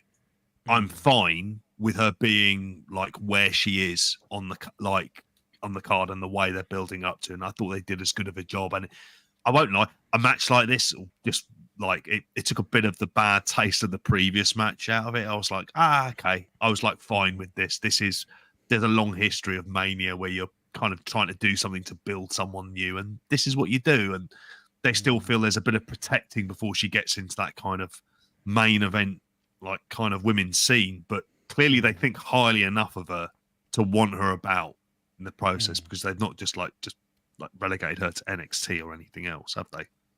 No. Any thoughts on this, lads? Yeah, I mean, sorry, no, Gareth, you take it away, mate. Yeah, I thought it was shit, and it was an entrance that was a good entrance, and it was a result that was a result, but it was the 5th match on the card that was shit, or it was absolute best. It was a 2-star match, which meant that running like for 5 matches into WrestleMania, my average rating across 5 matches was running at 2 stars or less. I'm a big fan of the Paul Levesque era. Can you argue that, Matt? I'm kind of in the middle. I've seen a lot of praise for it. For me, it was a SmackDown match, but I get why they've done it. It's the second one. It's the second SmackDown match of the night. WrestleMania. Yeah, I know. No, I agree, Gareth. But I get why this was on there to showcase Jade and give her that spot of like showing her in front of the big crowd and getting her used to what's down the line. Like JP said, that we're gonna go all in with Jade, and it was a good presentation. But as a match, it was filler to me and SmackDown. But I can see why they've done it. Can't argue. Me too. They needed a break between the adverts. Well, next up, I do think things improved. We've got a lot of recommendations, I think, to go later on when it comes to best and worst of the weekend. But personal best for me, my favourite match of the weekend was on Mania Night 1, despite my misgivings about the overall, as we had Gunther and Sami Zayn. For me, I just thought an overall presentation, very well done. Get into the ins and outs of the two guys. For my money, Sami Zayn's one of the great baby faces in wrestling history, going right back to the El Generico years, during which I wasn't always a full fan of him. I was hot and cold on him back in those days, but he was always, this brilliant selling baby face that had the rep as that guy in WWE. Somehow has managed to get to the position he's in. Remains for me one of the greatest selling baby faces in wrestling, and you put him up there against Gunther, who's one of the great. The term final boss has been stolen a lot. Well, I think it was his name maybe at one point. If it wasn't, it should have been.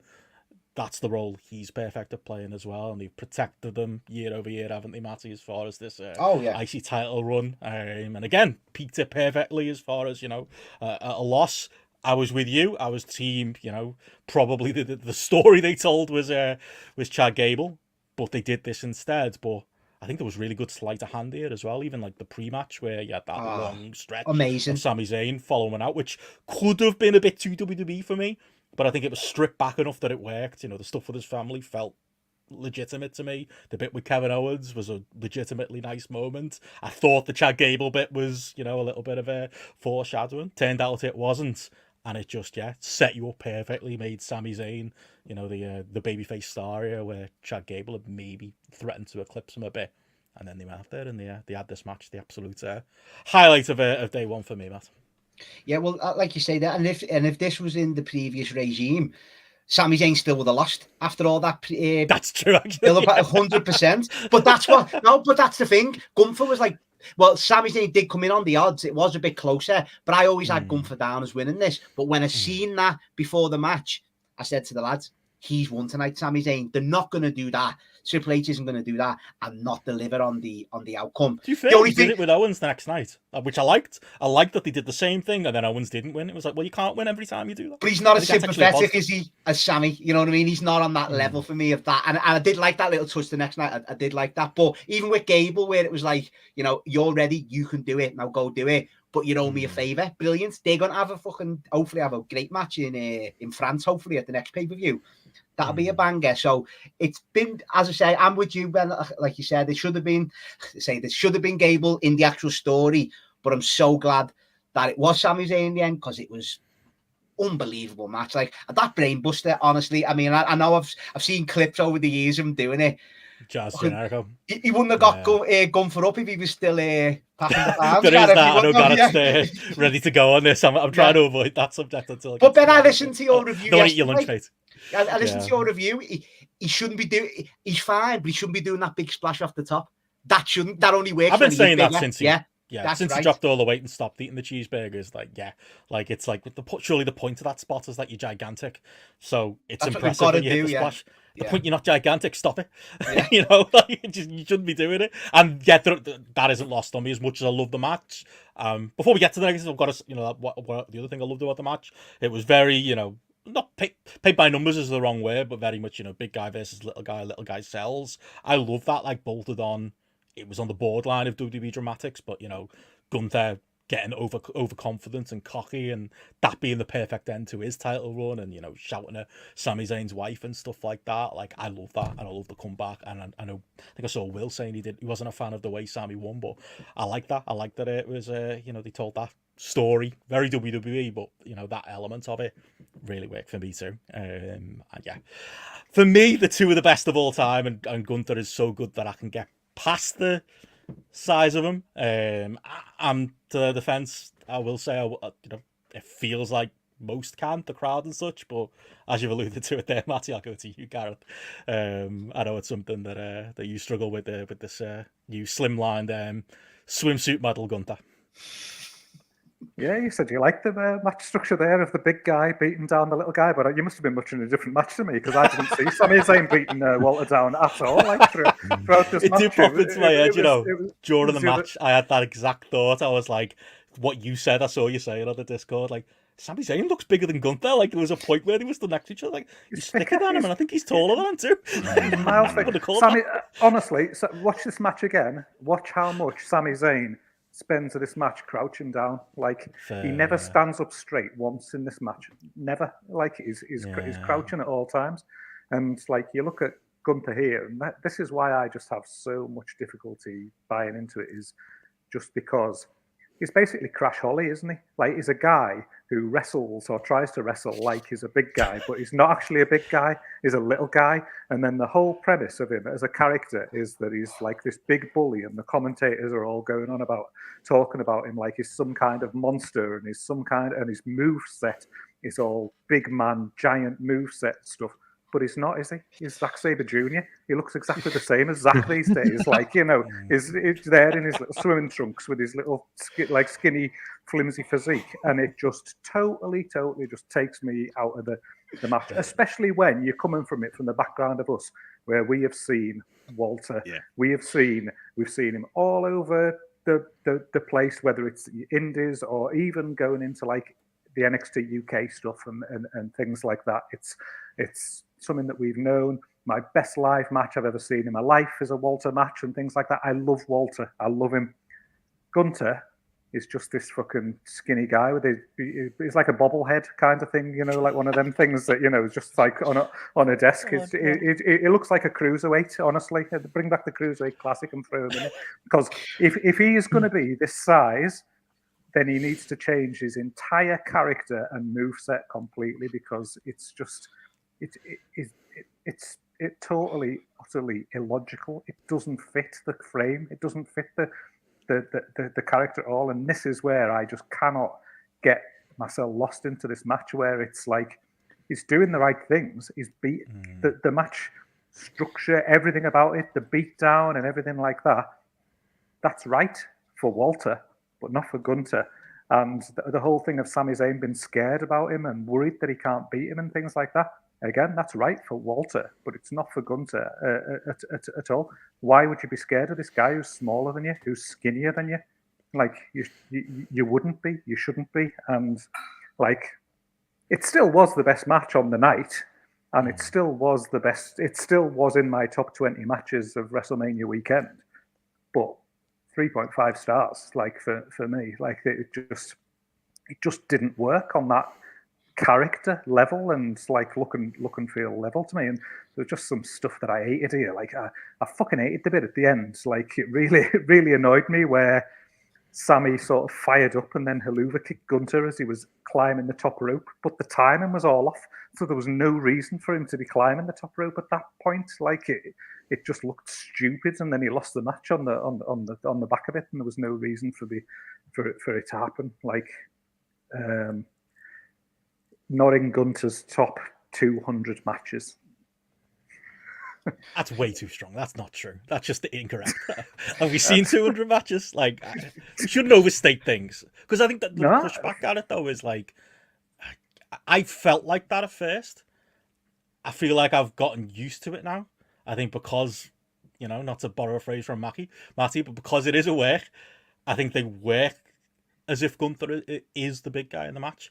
And I think the vast majority of people are able to lose themselves in it based on the reaction to the match, based on the opinion you see from most people. Like, I understand where you're coming from. And I think for me, I wish Gunther didn't do the splash to draw attention to it. That's the only one I agree with. Like the little bits in the match where, like you say, Sami is almost crouching. There is a work to it, and there is an element of like smoke and mirrors to it. I wish they wouldn't step over that line and draw attention to it. But it so he needs to change his work. No, because like this opinion is unique to you, I think, and there's not. I think I understand if you can't get past it. But I don't think we should take that lesson and say, well, that's broadly true of everyone. Because it's not. I think you look at the crowd reaction to this, you look at the way people talk of Gunther, you look at the way people react to these matches. Regardless of what you're saying, which is based in truth, I think it still works. So I don't think the lesson is at all that they should change things. For me, I'd go a whole star higher on it, and that's fine. Agree to disagree, but that's where I'd push back. I think I don't know if there's wholesale lessons to take. Maybe there's a lesson to take that you should get on the cheeseburgers again. I'll back you up on that. But yeah, I think it works regardless, and that's because these guys are so good. But some of these, so it's all about opinions, and that's a good. And I can see that. As Gareth hangs up off the call, just go fuck this. nah, you know, and he is presented that way, and I can't get past it because I've seen him at his biggest and I've seen him at his best, kind of thing, and like, you know, that's, and I know yous have, kind of thing, but for me, that's just something that's just cemented in my brain. If some guy who turned up on SmackDown on Dynamite on Wednesday, who was 6 foot tall and 200 pounds, was presented as being Lance Archer, I wouldn't be able to buy it, kind of thing. But that's to me, that's what I look at, and I'm like, they're trying to present him like he's Lance Archer, or they're trying or something, and he's just not. Like, you know, he's just not this. And I can't get past that. Like, it ruins the work for me. It ruins the bullying side of it. I'm like, why are you letting him do that to you? You're bigger than him. Like, I can't. That's the way my brain breaks. But I totally get that I'm in the minority, and people seem to love it. But yeah, I don't. Yeah, like I say, I don't even. It's definitely something I hear myself saying a couple of years ago. And yeah, maybe with time I've just gotten used to it and kind of gotten past it. But yeah, I can't change your mind. You're the decision on it. It's going to be weird when Cody's bigger than him when they're going up against it. There is that. But yeah, we're in agreement that he should get on the sausage rolls again. Somebody should have a word. Oh yeah, I'm sure he's much healthier.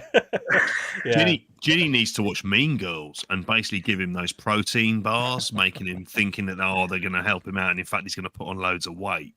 I don't know if you remember that. Like that's the kind of ploy that. Put on weight when they get into a new relationship, don't they? I know it's been a few years. Comfort eating. Like the opposite happened to him, didn't it? Yeah. He didn't get on the Dominoes every Friday and Saturday night. He got into CrossFit. Gareth, she's quite heavily pregnant as well, so you'd imagine he's staying in on a weekend. You'd think, I can't be arsed cooking now. I've just got to say one thing, Gareth. I'm not familiar with your dog's name, mate, but we've got to thank the dog because you've been throwing grenades in, mate, every time you've been on the air. Like, this dog's coming to the life. I love it. And the chat, and I'm living for it, mate. It's honesty and fucking brutality, and I fucking love it. Long may it continue. Yeah, and I mean it as well. I'm not just turning the volume up for fucking. No, for you're not. the sake of it. That's brilliant. This is love what it. Love it. Personally, I would split the difference with you guys, and I'd probably go 4 stars. For me, it was like a kind of very clear match of the night, and there were things about it that I liked because their work is in the main like. But that really wasn't on good. at the same time, was it? Exactly, and they always they'd given them time. It was the Sharon at his wife stuff. It's the stuff that I personally had an issue with, and I think there is like that's the kind of stuff we go that makes him look dumb because he looks like he's easily distracted by someone who is a non-entity in the match. There is not a chance his wife's jumping over that top like rail to do like some sort of Elizabeth style distraction for him, is it? That's not happening. Like she's taking. The way Gareth's going on, she probably could take Gunther, couldn't she? So, you know, he's not had anymore. You know, anyone can take Gunther at this point.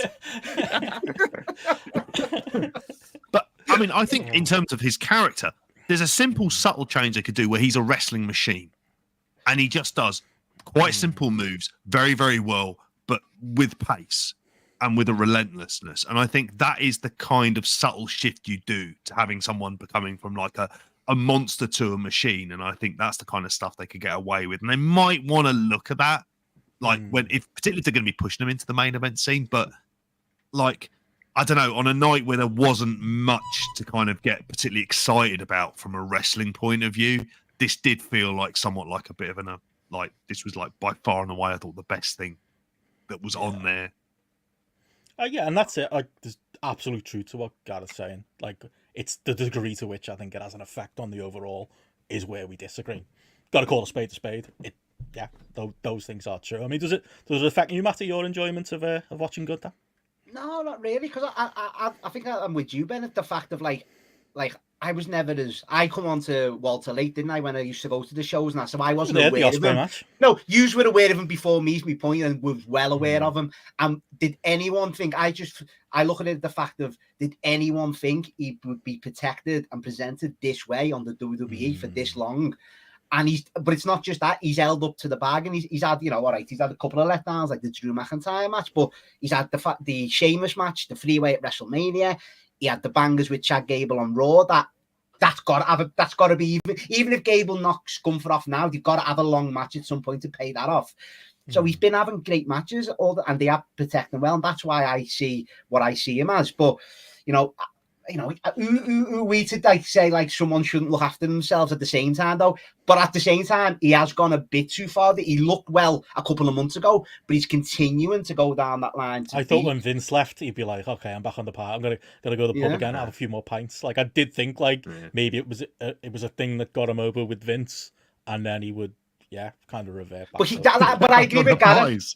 But I'll stop watching The Machinist for 5 minutes, and I'll just get back on the pints. but I agree with Gareth as well, of that, like, you know, where it's a new audience that's seeing him like get presented. You've seen him for that long, that will at the show. It's an odd one. It's an in the middle one for me, and I hate being that guy that sits on the fence or is in the middle. But there's a case for both ways. But he's over. He's been protected, and let's see what happens next. It's the obvious one is him and Cody down the line, isn't it? Especially in Berlin and stuff with all the European events. So exactly, you can heat him up even more for that. So, and as Platt said in the chat, he got a good match out of The Miz in 2024, maybe early 2024. So there you go, says it all. Underdog Miz, yeah. Well, there you go. That's night one. Unless anyone's got anything else on the main event, obviously we talked that at length, and we should get into night two, because we're going to start night two where there's going to be no disagreement here with the night two. There's been a lot of verses here. Gareth versus Matty. We're off to do Gareth versus Benno round two. I think. You versus Gareth, then the clip of the week. It's fucking clip of the year so far. Just out the blue. Love it. Well, let's talk about something we'll all agree on. CM Punk and here we go. Tonight which is Seth Rollins versus Drew McIntyre. I'll let you pick up the mantle for Drew McIntyre here, Gareth. We started off night two with your world title match, as you will, and Seth Rollins is obviously doing a double duty over the two nights, and what do we make of this one to kick off night two? For me, 3.25 star match. Very much the Paul Heyman idea of how you work a match, in that, like, or the Moose formula that we've talked often of in Impact JP, where it was just like 12 minutes of finishes, wasn't it? Straight out there, and that Claymore kick has definitely got spammed a lot in this one, and probably the bigger talking point is the post match, and obviously all of the CM Punk related stuff here, and the stuff with Drew that I think we're going to agree to disagree on, with the tweeting during the match and all of that stuff. But I don't know, start with the match or the angle and the surroundings of it. I'll let you go first, JP. Ding ding ding. Oh, I almost want to go straight to Gareth here. To be honest, JP, that's why I rang the bell. Come on, mate, get it in. Get the Drew love in. No, couple of very online men just having a very online feud, Gareth. I don't see an issue with it. I'll tell you what, one of them is genuinely authentic in what he says and the way he presents himself and the way he talks about it. One of them talks like a WWE scriptwriter's writing all his material from 2017 and delivering it in the way that he's been conditioned to deliver it for the past 15 or 20 years of his life. That is my issue with Drew.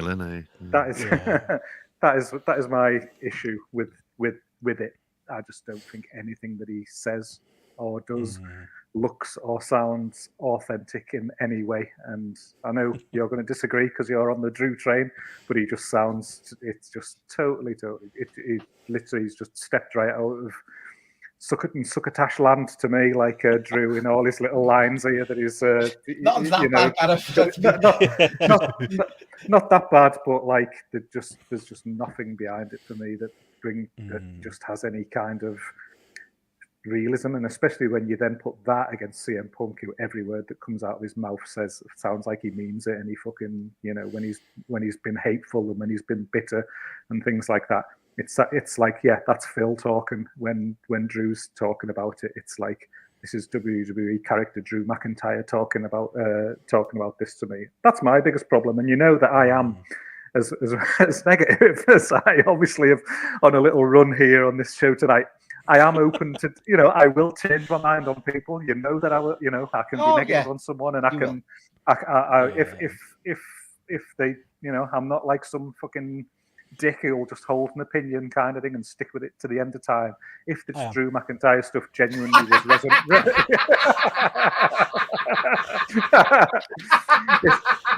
if it was genuinely resonating and I genuinely thought it was good, I would quite happily say that it was. But it's not. It's just total fluff. And when you put him head to head with CM Punk, it just accentuates it even more to me. And he's so edgy on his phone going to the ringside, like, I bet you loved that though, Benno. Did you? Is a tweet, wasn't it? That's what I mean. What a wild man! It's brilliant. It's so cutting edge. Oh, it's a mirror image of the other conversation, because like the information Gareth is saying, I can agree with. It's the conclusion I don't agree with, and how can we, disagree about Gareth doesn't feel it's authentic? I do. Like, yeah, that's we're not going to change each other's mind on it, are we? To be honest, a lot of the things you were saying there, Gareth, sounded like CM Punk in WWE. To be honest, I don't think like this was Punk's best night as far as commentary goes. Didn't really anything memorable that he said. Not really. If anybody felt like very WWE in the comments, it was that. I was almost annoyed that Punk, because I love the tweet thing. Thought that was great. Drew getting on his phone and sending a tweet out there. I thought, in general, I really like the character. I think a lot of the interviews and promos Drew's been going, again, we'll just agree to disagree, I think do come across as authentic, and I think do, are very different to everything else you kind of get on WWE TV. The bit where I'm always disappointed is the Punk starts to play along. Punk was doing an Instagram meme where he was the one, at the Drew gravesite after the Money in the Bank cash in and stuff. It's like, I actually believe these two hated each other here. I don't want to believe that they're, playing with each other. You can kind of feel it in that, like, when Seth comes out. That's the one comment actually I remember of Punk's where it was like, look at this clown or something like that he said as he came out. Like he was Jamie Carragher talking about Tony Khan a few years ago. Like you could feel the venom in that. Whereas with Drew, I really believe that there's an undercurrent of not liking each other. And I think almost by Punk now playing along with it, it almost makes you feel, maybe Drew probably has a little bit more respect with him or a little bit more Money in the Bank with him than Seth actually does, because Punk's kind of going along with it now. But I enjoy it all. I think it's the more interesting thing they've got going on Raw, and I think it's the most interesting Drew's ever been, and dare I say it, the best place he's been in the card as well, for most. But that's opinions. Split the difference, lads. I think there was so much other kind of like wackiness around this, and you sort of hit that as a match. What was it? It was a series of finishes. It was 10 minutes long, with an entrance for both of them that took so much longer. And I saw a comment on the Discord, and I don't think it can't be beaten, and I'm paraphrasing it here. Apologies, not giving credit to whoever wrote it, but the idea of him going like, "Oh, what am I going to wear for Mania? We're using these curtains, Becky, and we'll just take them down because like the fucking state of him." Drew McIntyre's entrance was a Drew McIntyre entrance at WrestleMania. It involved bagpipes and swords. Like, that's what I'm kind of expecting. What I was really surprised by was actually watching the pre-show. And they thought, well, you know what we need to do? We've got CM Punk coming out at WrestleMania, which should have been like a kind of a moment that they would have focused on, of him coming out to ringside. Before you get into their introductions, No, we're gonna have we'll have JBL talking over the bloody top of it. Because we're still carrying on that. Like, I was his best mate, JP. Forgive him. He's all right. You know, he sounded like Selfies. one of those awful 80s footballer pundits. He sounded like they brought Sam Allardyce out to do commentary. And, well, what you should do is lump it up to the big bloke. It's like that's the kind of logic of his wrestling fucking breakdowns, isn't it? JBL, I can't stand it. And it was a bit of just an absolute mess. For like afterwards, like even the bit where they confronted each other and CM Punk's going, I can't hear you. I've got the cans on. It's like, I don't know, mate. You should be like selling the old angle here, Phil. Do you want to maybe take them off for a second? Just a thought, rather than like kind of trying to like blank him. And very, very weird as well that Corey Graves didn't know when he goes, just looked like he was going up to kiss some young lady. It's like, that's his wife. Like, you'd have thought. Didn't seem to know either. Fair play, Drew. He's taken very much out of the Rick Rude mold then, of like, you lads don't get to even remotely see who I'm married to, like a la Kevin Nash or someone like that. But the angle after Money in the Bank cash-in, I thought was fine. I thought it does kind of like at least further that story in the righteous indignation. And he's signing a contract. He holds. Christ, they're doing a show in Glasgow. Like, who's that going to be? If Punk's fit, that's a big match, though. That if they can do that in Scotland, if he's fit, well, it seemed to hint at it, didn't it? With him taking off it didn't take much for Drew to kind of lose the title up to ultimately, just being kind of like him slipping on top of the table and being hit more or less in the ear with an arm brace. And it was like, nah, that's hardly like. You know, I don't reckon that was a work like the GTS through the table, is it? A legit one. That's why it didn't look good. You know what I mean? Because if it was a worked one, he would have like over the head. But I thought all this was great from start to finish. Even the match, the bombs early. It feels like I haven't seen one of them for a while because Roman and obviously Brock's not around to do these anymore. So I haven't seen one for a while. And when he hit that Claymore first, I was laughing my head off. And I love that move anyway. I've always think it looked great. And Seth, to be fair to him, does take them well. And then going into like afterwards, because I wasn't expecting the cash in as well. It was like, even when he was on the table, Ghostin, I just thought, they're just going to like play off like the hatred and stuff. And Punk was a bit of a tit. You can tell like with the can shout, JB, he was being a bit of a tit. But that's him, isn't it? And then when he sweeped him, I was like, oh yeah, fucking hell. I didn't even click that the cash in even more. And when he hit him, it still didn't click until I heard the Judgment Day. And I've got to make reference to whoever done the memes on Twitter where whoever comes into the ring, the Judgment Day music, it could be footage from years ago. Punk's actually made that meme come to life now. If anyone's on that, he actually has. People might know what I'm talking about. But yeah, and then when he come out and cashed in, the place went wild. And I didn't expect the cash in, to be fair. And I should have keep the belt on Drew for that reason. If you build into Punk and Drew, that you do that, because my guess is Punk's fit then. Like, he must be. Like, based on like that's a big match in Scotland. Like, I mean, that will be a big time. If he obviously got to lean into being the heel on the night. I wouldn't do it in Scotland. I'd be tempted to save it for SummerSlam. Okay, like that should be like your kind of like third from the top on a SummerSlam. Like I would be doing it. I'd have McIntyre getting a win and a confrontation with Punk or something along those lines. If Roman and Rock aren't around now, you need your stat. Like there's only Cody and Uzi going in with in Scotland. I think you need Punk on that card if he's fit. It all depends on if he's fit. Like, but we'll see. We'll see how it goes.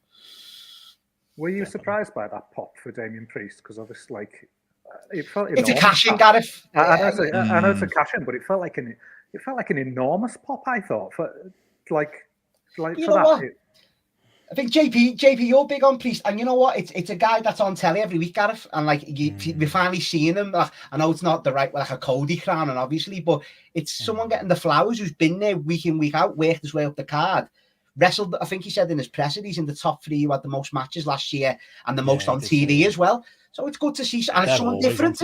It's someone different as well as champion to get, and he's got lifetime Money in the Bank after that Bad Bunny match for sure, like that he can lead a celebrity as well. So fair play to him. It was good to see him and now he's got his chance to shine, hasn't he? But it was a big pop, Gareth. It really was, wasn't it? It reminded me of the Dolph Ziggler one. That's the last one I can remember being that loud. Like, because then it was like, it's fucking Dolph Ziggler, what are you doing?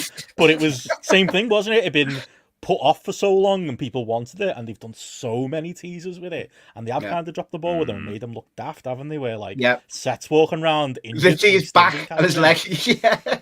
So I think he had that Money in the Bank too. But yeah, absolutely, it chopped me too. There was over to that degree, and Yeah, it's good for him. He seems like he's got his head on his shoulders. He's a cracking looking lad. Cool bloke, isn't he? He is. He's a cool fella. Yeah. He looks great. Yeah, and his work isn't the worst. His work's good. No. As well with the ring, yeah. I think his work he was underrated when he was Punishment Martinez. But he is, for me, I always think of his Sunday brunch appearance. Can he behave like a normal person on telly? Yep. When he was doing those BT Sport ads, remember that when he was in Wales for like Clash at the Castle? And I thought these are genuinely funny here. He's able to play against type. I think that it's worth taking the punt on him now. Like for the he's like nearly 40. Before he's 60. I was gonna say he's like 40. He's like LA Knight age, and he's something like that. But he does look well though. Age doesn't matter when you look like that, does it? It does not matter. Just a number. Yeah. Right, well, we're running along, so I don't think we need to spend that long on this next one. Bobby Lashley and the Street Profits versus the Final Testament. Hilarious.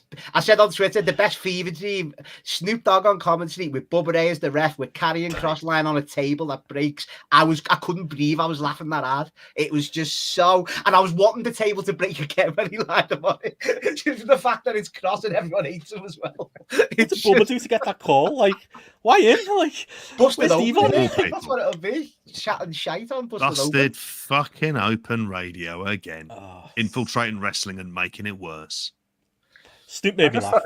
They just missed a massive opportunity when he put his specs on. They could have had Specsavers ads just came on all around those things on the outside. That's all I was thinking. Missed an advertising opportunity there. Nick Khan, you need to sharpen up. Infowars.com could have had that on the screen, while Alex Jones himself was still there. It was not a match, but it was hilarious. It was so funny. I had a great time watching. I was gone. It was hilarious. Yeah. We all like Lashley, but it is what it is, isn't it? Yeah. And nothing else. Snoop saved another Mania. There we go. Yeah. Give him credit for that. I was hoping for a Shane McMahon appearance. Later on, when they were announcing the attendance, I was, they had the bloke dressed in the mascot outfit. I was like, imagine that's Shane. I wouldn't cheerlead it with the current state of WWE and the McMahons and stuff, but I might have popped in the moment if they'd done a callback. Oh well, yeah, that happened. It was a thing. Speaking of which, AJ Styles and LA Knight got no notes on that really. Couple of pros had a professional wrestler had a professional match in it. Like LA Knight it was box ticking this for me, Matt. LA Knight getting a Mania moment as a babyface who's gotten himself over the last couple of years. AJ Styles is someone almost you've got to give him a Mania match. I did think he looked better though, Styles. I thought he worked harder than first time in his career, he had a bad song. Yeah, it was awful, but I did think he put a bit more of a shift in than usual, AJ. I know it's mean, but he put more of the shift in against like your Edge or your Orton match for me. He kind of looked like he wanted to give LA Knight a bit more. And then with him getting on, I've seen an interview with AJ saying his time's nearly up. He's only got less than a year left before he hangs the boots up. So maybe that was in his mind. But I didn't hate this, or as you say, I kind of liked this one. It was a bit, as you say, though, it was a professional wrestler match, but I thought it was solid, to be fair. And as you say, giving LA Knight a big win.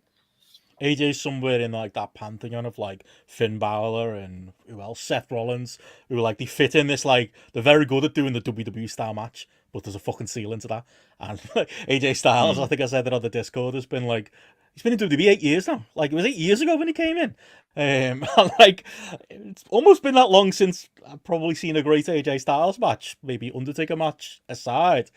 But because he is a great worker, you almost don't notice it. You still think of him as one of the greats, and maybe rightfully so. With the it's an all-time great, Benno. That's me saying that. Not taking that away. Like career-wise, absolutely, and he earned the right to have this, payday run in WWE. He's very much a work, smart and not harder guy at this point. But yeah, he almost gets away with it, I think, because this is about the ceiling of an AJ Styles match for me in WWE.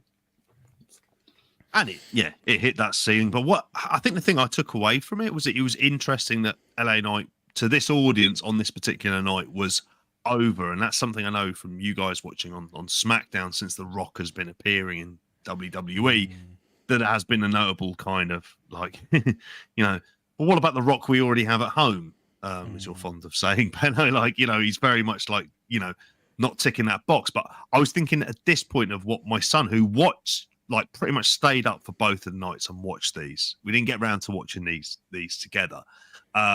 Just mainly because I was too tired on night 2. I was like, nah, I'm not going to be able to stay. I'll be lucky if I did a fucking match. But here he was going, LA Knight seems like really good. And I was like, he's not, like, for a start, as like a kind of like as a worker. But is he over with this audience? Yeah. Did the match shit the bed? No. It was a very generic kind of match that ticked boxes, and the crowd seemed to enjoy for it. It's not the sort of stuff that I'm into in the slightest. If I was rating it, I'd be saying like 2.5, 3 stars, nothing more than that. It's professional wrestling, but it's what AJ Styles can offer for the next year, and will be doing, and will be earning the big money. That, let's face it, he's earned the right to phone it in. I'm fine with him doing it. Like, in many ways, he's earned the right to get to that stage of his career. Speaking of disappointing, Logan Paul, Kevin Owens, Randy Orton up next. Peak for me, the entrance. This. I want to see Kevin Owens and Orton buddy cop movie. Benno, I'm on board. Like the SmackDown on Friday. Then it was funny jogging around Philadelphia, chasing after Logan Paul. Yeah, it wasn't as good as some of his parts. For me, I like Kevin Owens. I actually, don't hold me to it, Matty, but I kind of like Randy Orton at this point in his career. I really like Logan Paul, one of the more interesting wrestlers in WWE for me. Wasn't one of the more interesting matches. It was a 3-way WWE match. We've done the spot before with the mascot. Gareth can explain to us who IShow Speed is. But we had that at the end as well. It kind of seemed to exist for the purpose of doing that. It was perfectly serviceable 3-way match, but I think there's higher peaks for I'd say all 3 of these in a different match on this weekend. But that's what we're saying about the build. What I was saying in the past couple of weeks, it was kind of threw together. I know it made sense in the story to tell him, but it's another one of them matches that suffer from it. This should have been a Kevin Owens, Logan Paul, no holds barred stump fest playing off the Rumble finish, and that would have been brilliant, wouldn't it? And we would have been talking about great moments and a great match and stuff, and find something else for Randy to do. But this was what we got, and once again, it was similar to Styles and Night for me. Like, the fans were into it. They genuinely were into this. They never were quiet enough, and it was what it was, Ben. And I didn't know who the influencer was that come out at the end at all, as well. Gareth, can you let us know who it was? Gareth's good kids. Yeah, I was going to say, for about 2 years ago, he was Alex's favourite YouTuber. WWE been as current as ever on this one. Yeah, two years ago, as well as the old, as I put in the Discord, the old Prime bottles that are in the bargain basement bin that you can buy for 31p everywhere, all over the country at the minute, because that's not down with the kids either anymore. But it's funny because the last match in this, I've got them both down as 2.75, 3-star matches, but they're just so different. Obviously, one is that for being a professional wrestling match between 2 guys. This is one for just being it could have been more, this, couldn't it, kind of thing, with the characters that they had involved. Even throwing in it doesn't need to be a proper wrestling match and things. Things, there's more smoke and mirrors and stuff like that could have just been done here, that just could have just elevated this and just made it a bit more fun. It was fine. I didn't hate watching this kind of thing. It was one of the I loved all the stuff with just with the Randy coming down on the golf cart at the start. Slow down. You're saying slow down to me. I want to see that movie. I want to see them two just causing chaos on Raw backstage. Saved us 5 minutes of the pay-per-view, didn't it? With not having a Randy Orton walk through the stadium. I just got a kick out of that, the relationship between them, and then them eventually kind of having to go against it or going against each other kind of thing and stuff. Just basic fucking shit, but it was entertaining enough because of the guys that you had in there doing it. But yeah, could have been so much. Was anyone else shocked that Randy Orton actually left his feet these days? Even that pop up RKO he does with Kevin Owens. I was shocked. He doesn't even leave his feet out anymore, does he? But it was good to see. It was good to see. Match that happened. Next one though. I'll let you get it on that, JP. We'll go through fair. Io Sky and Bailey. I think this, your match of the weekend, this one, Gareth, Io and Bailey, made my top 10. We're going to get into our best and worst in a minute, but made my top 10 of the weekend quite easily. And I think definitely the match of at least the second day for me is where I'd agree.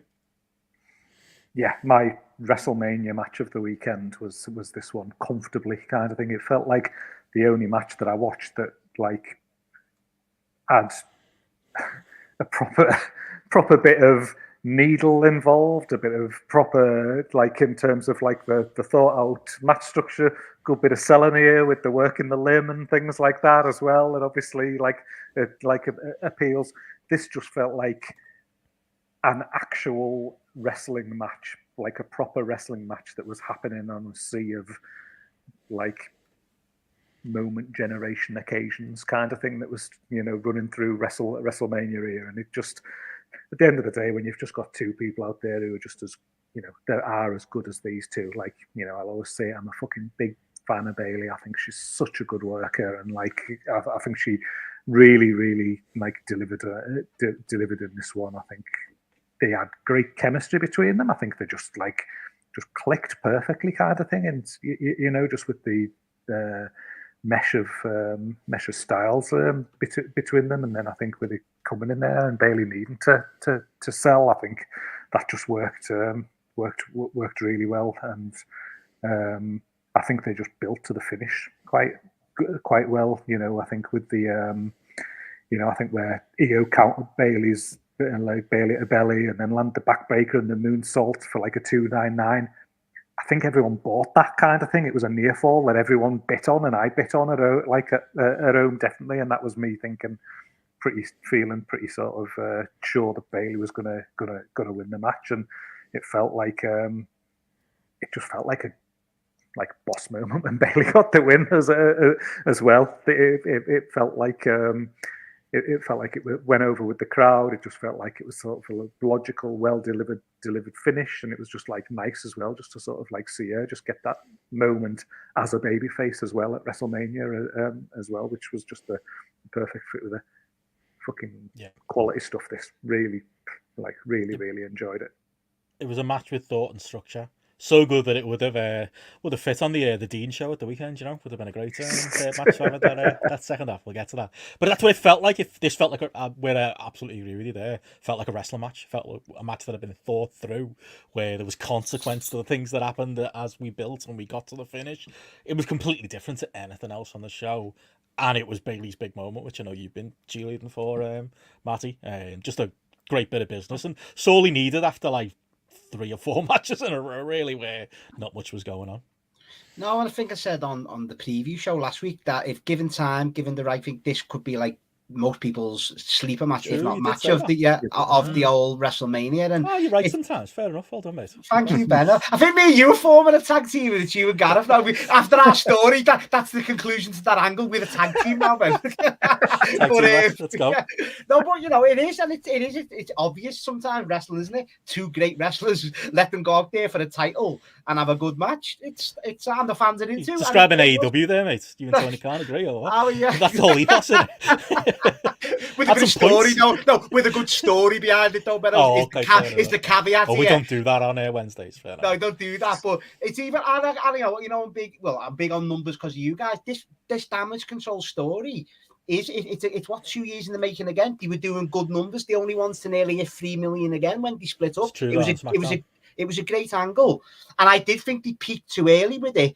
But I knew on the night, genuinely, that these two wrestlers, you know, they're going to deliver, and the story is what it was, and Bayley did, and it's a first WrestleMania singles match. I couldn't believe that. I mean, as long as she's been there, even I was like, what? I have to look that up. First singles match she's ever had.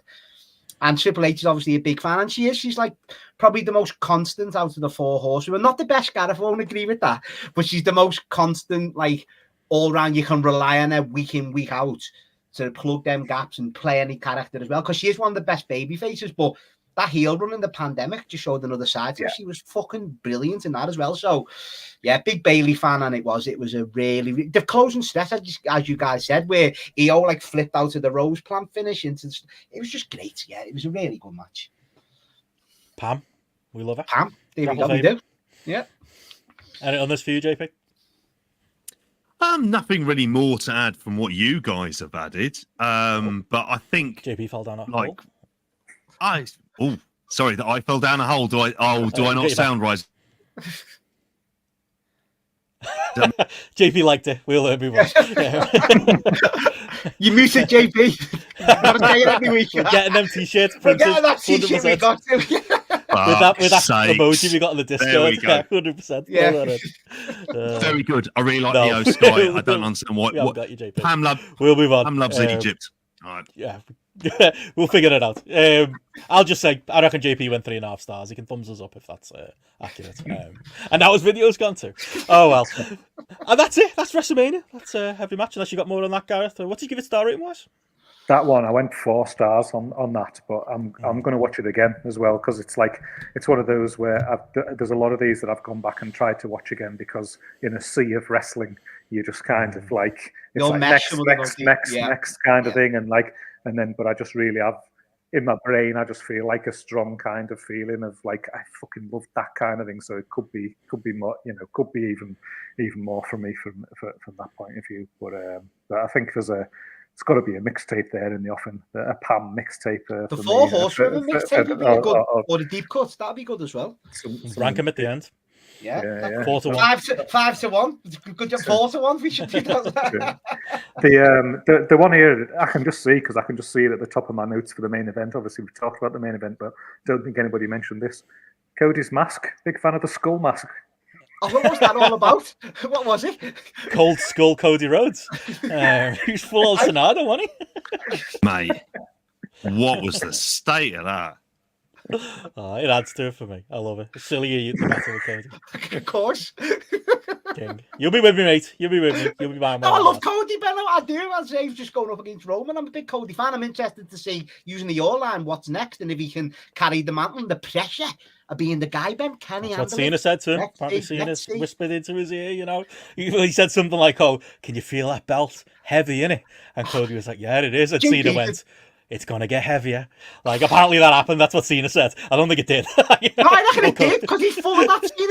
Every time you hear him, he just comes up with some shite. And I can imagine in his moments him saying that, like, give the lad a bit of time. Did you catch Cena and Punk having they looked like they were having a little moment, but it was off camera, and they were almost ducking under the camera so it wouldn't get caught? I wonder what that conversation was. Never thought of it. See them two on screen again together.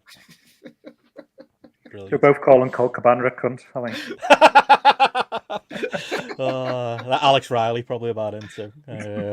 Anyway, but yeah, any other overall thoughts, Mania? I say night 2 much the better than night 1. I had a good time watching it. Was I sports entertained? Yes. With dull WWE 3-star matches, also yes. It kind of was what I was expecting. Overall, I had a good time, but yeah, they definitely tested me on the night 1. Is all I'd say. I'll say it's not one of the better WrestleManias that they've ever done.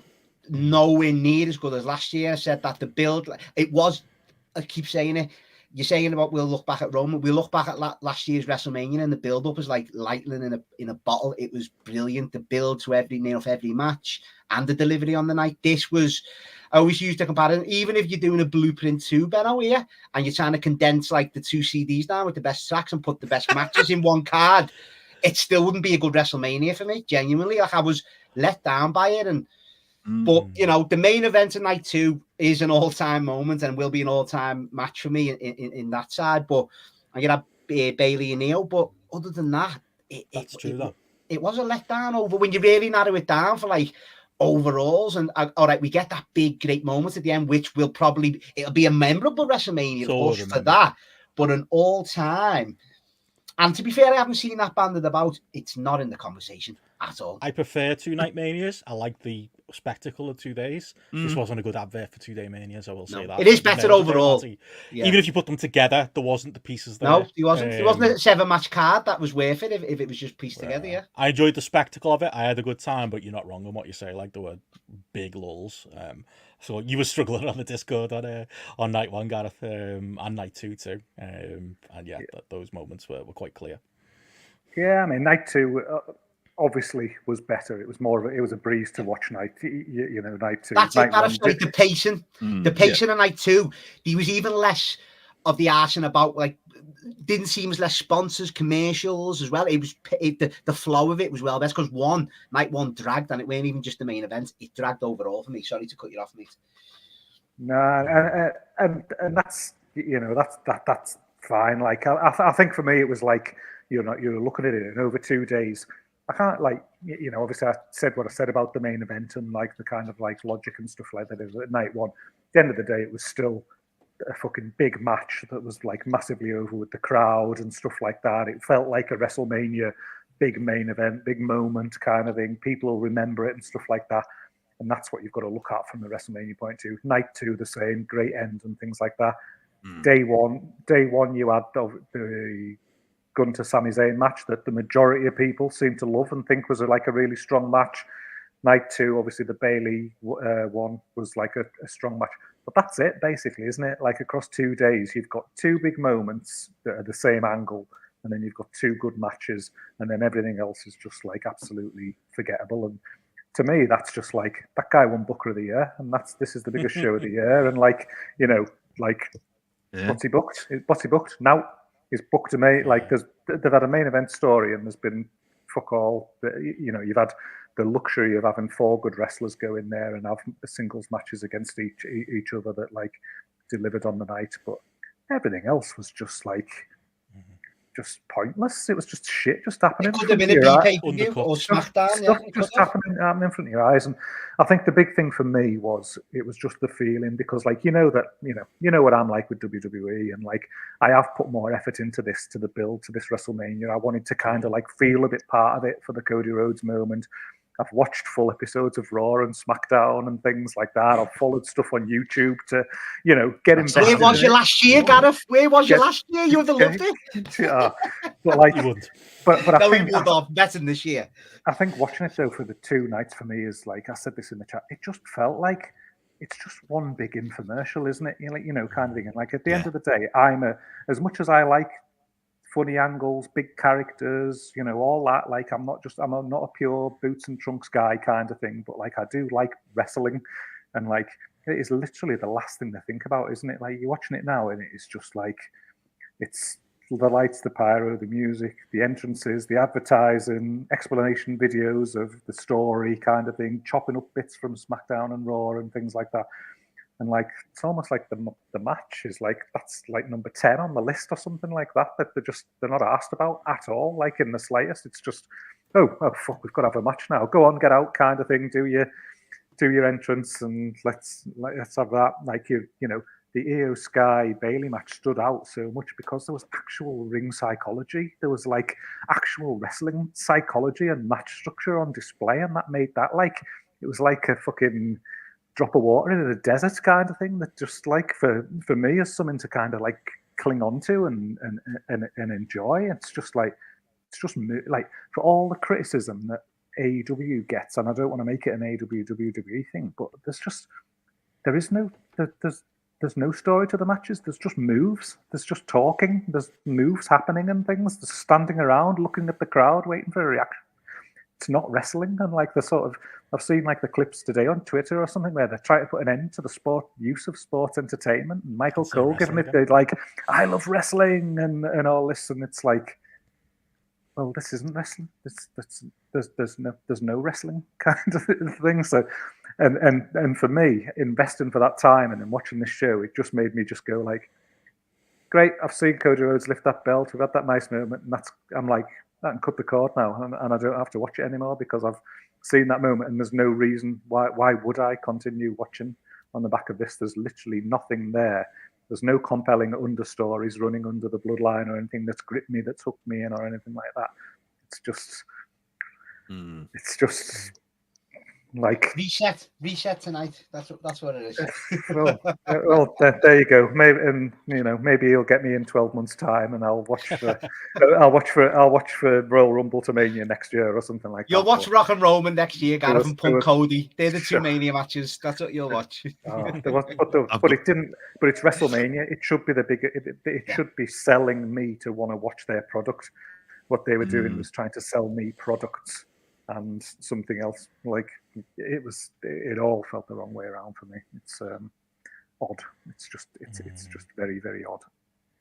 I've got a very similar thing written down in my notes very, very quickly, which is the wrestling is by far and away the least important thing when it comes to a match. It's the introduction and it's whatever the finish is, and then the wrestling is stuff that happens in between, and that's how they view it. In between, realizing they have so much potential advertising real estate that they could use, and they're going to absolutely hammer it home all of the time. And so we're going to get all of these things, which it's a corporate evil, And if you watch any sport, you're kind of used to that. But here it was real, like kind of like overkill. But it was probably a lesson for every other like kind of television company of like, this is what you could do if you're trying to like, if you're just wanting to make cold hard cash, not necessarily make what is the best kind of entertainment. And I agree that it's the wrestling side is still very, very formulaic. At the heart of all of this, what they view as being a good match. And they can try and like grab this word wrestling back. They can try and do that. I'm not saying it's not a dangerous game for them because their fans will like it either way. But it is like it didn't stand the smell test compared to like AEW. Dare I say it? If you're wanting to watch like wrestling pay-per-views, then you've got that's going to fulfill that. So. Fair enough. What I would say is I'm also sick of them mentioning all their charity work. Like, I'm fucking bored of that. Christ, I never want to see that again. Their pre-shows, Jesus, all full of that. That and dude wipes. I still don't know what a dude wipe is. What's a dude wipe? Is it a wet wipe for men? Like IWC wet wipes. To quote Liam.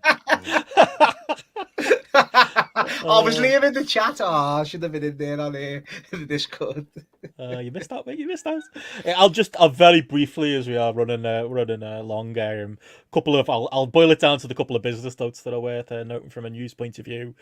Firstly, we have the number apparently 72,755. WrestleTix have it more around 68,000, so not that far off, to be fair, considering the bullshit that they'll usually give us. A lie's a lie, mate.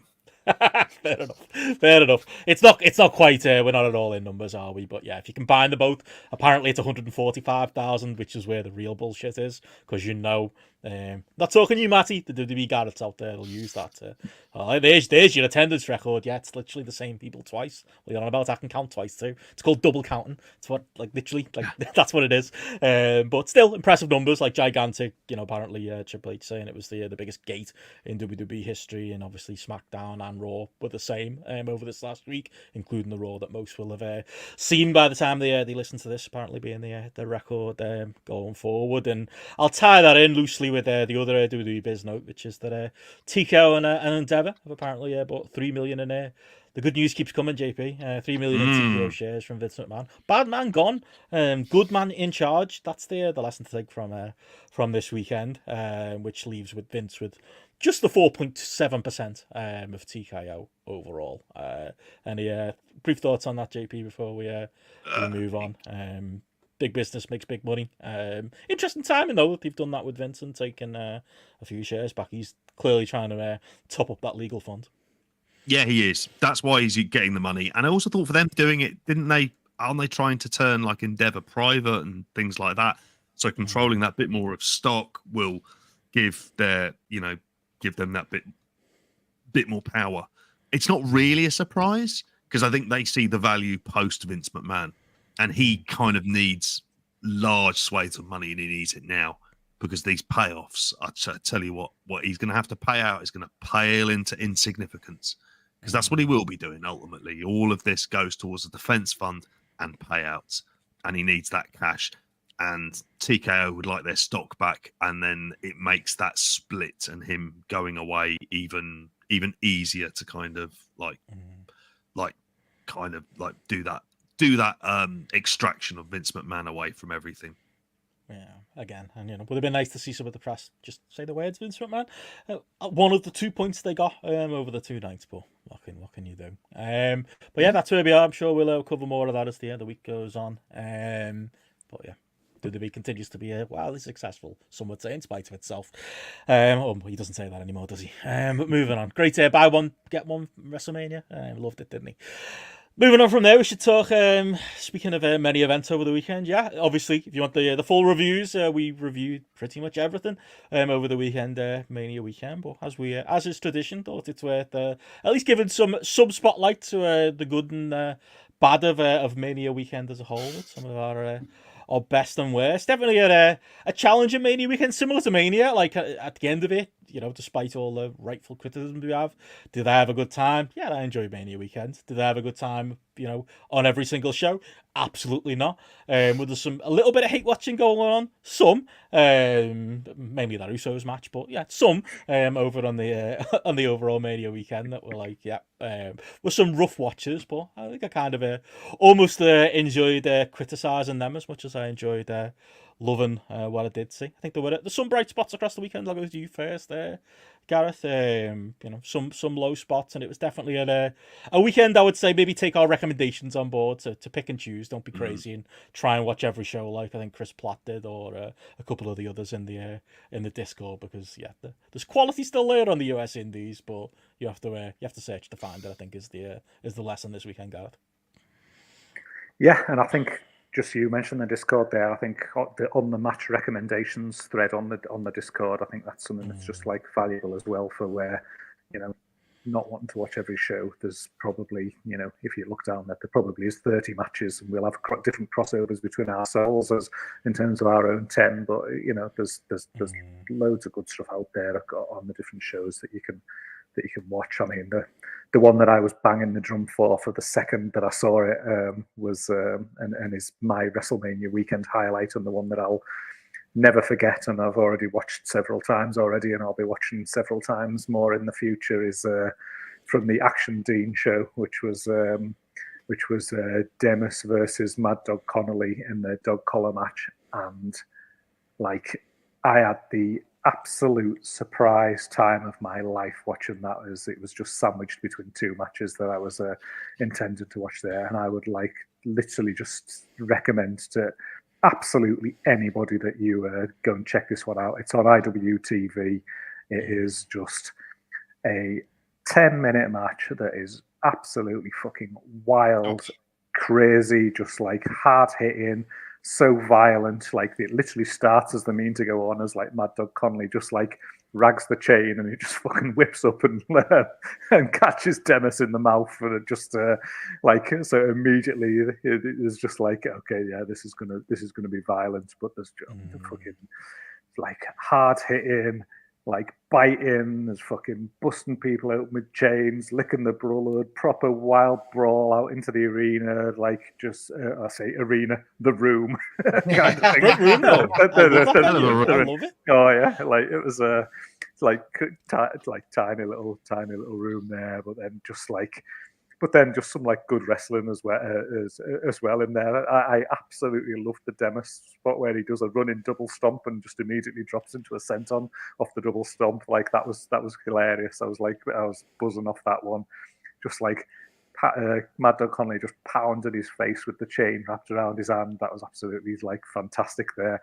Hilarious as towards the end of the match, Demis goes for a small package and nearly gets the 3. So they've just had this absolutely mental violent brawl, and then he nearly wins with a small package, but ends up tapping to like a chain assisted triangle choke where, you know, it's just brilliant.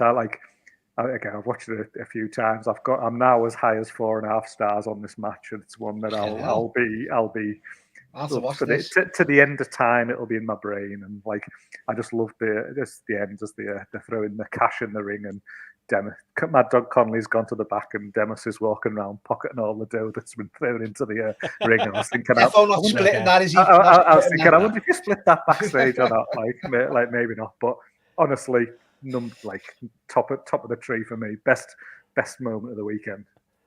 The beauty of that match as well is that it didn't outstay its welcome. It was like hate-filled brawl that lasted as long as a hate-filled brawl should do, which is like between 10 and 12 minutes. You don't need to stick around longer than that. And it was the pace of it, all of that. And it was your recommendation that got me watching it. I had a great time. I had a man. That's the when I had multi-screens going, and I tuned out of Dean at that point and didn't see it live. But yeah, your recommendation made me go back and watch it and go, oh, fuck, that was great. And it seems to be spreading. There's a lot of people kind of say this was on the IWTV subscription. If people are wondering where to get it, it was a corker. I got the big retweet off Mad Dog. Did you? Oh, big time, that Gareth. He's this year's Neil Diamond Cutter. Remember, Neil Diamond Cutter still follows me on Twitter because I ironically said I like his name one time.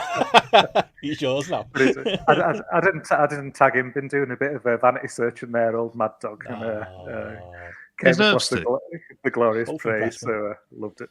Both impressed me, and there's a lot to get through, so I won't reiterate what you said, but I agree with it all. And I would say the 1-2 combo of that with the main event of Tim Thatcher and Daniel Makabe, it's hard to find good in indie wrestling on both sides of the pond. That was just what a great example of what you can still get if you're willing to dig it out. The Dean show in general, great concept, love it because it's obviously a tribute to the Death Valley driver message board of Dean of fame ! But yeah, brilliant stuff. And yeah, that was it was a Jamesy special, but it was a Garrett special too. I was glad you really enjoyed that one. All the little things, all the little offensive and defensive game of chess type match where they're taking out a body part because that's the weapon that you're using. So I'm going to stop you using that. It was all the sweet science. It was a 1-2. It shouldn't have been called Dean. It should have been called Gareth. This show, what a perfect way to do it. And again, in that venue, which I loved. We were going to say matches and people and shows of the weekend. Probably the show of the weekend. In Jersey, technically. Apparently, it was only half an hour from where Mania was, so it's quite close to Tri-State. So yeah, I know a lot of people who went to Mania weekend went to this building. It's a call. What promotion is it, JP, that run there? Action Wrestling.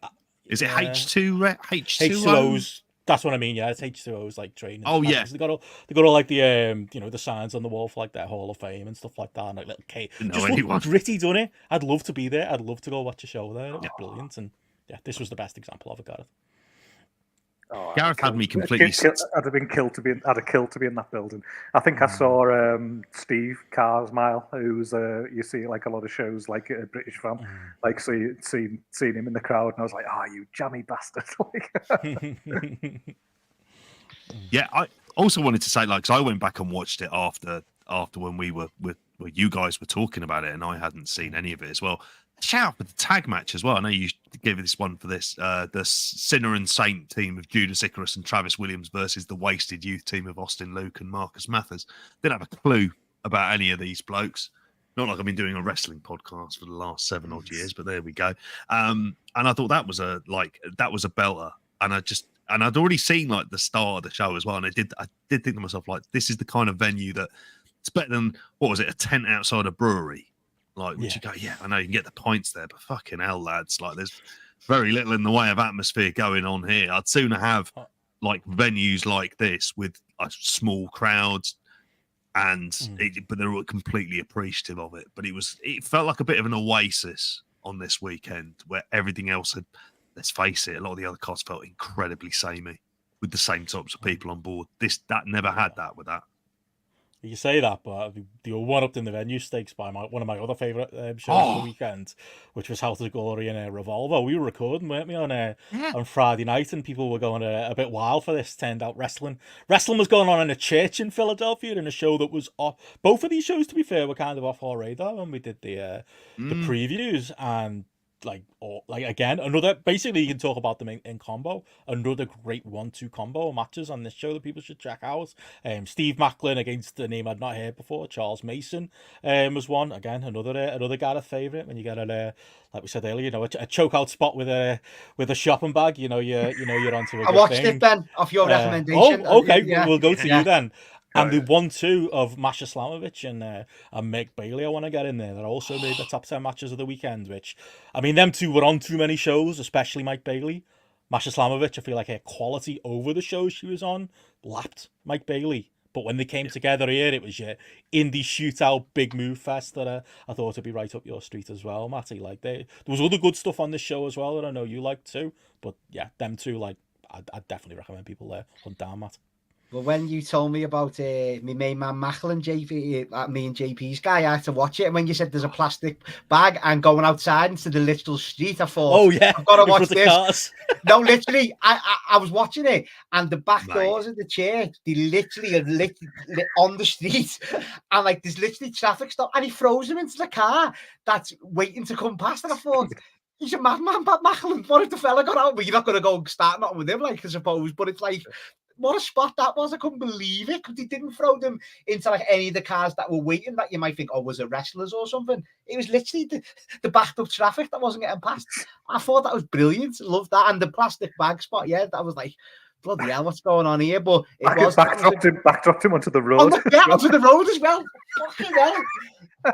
Macklin is brilliant. Honestly, every time I see him, it just makes me want to see more of him wrestle because he's just that like.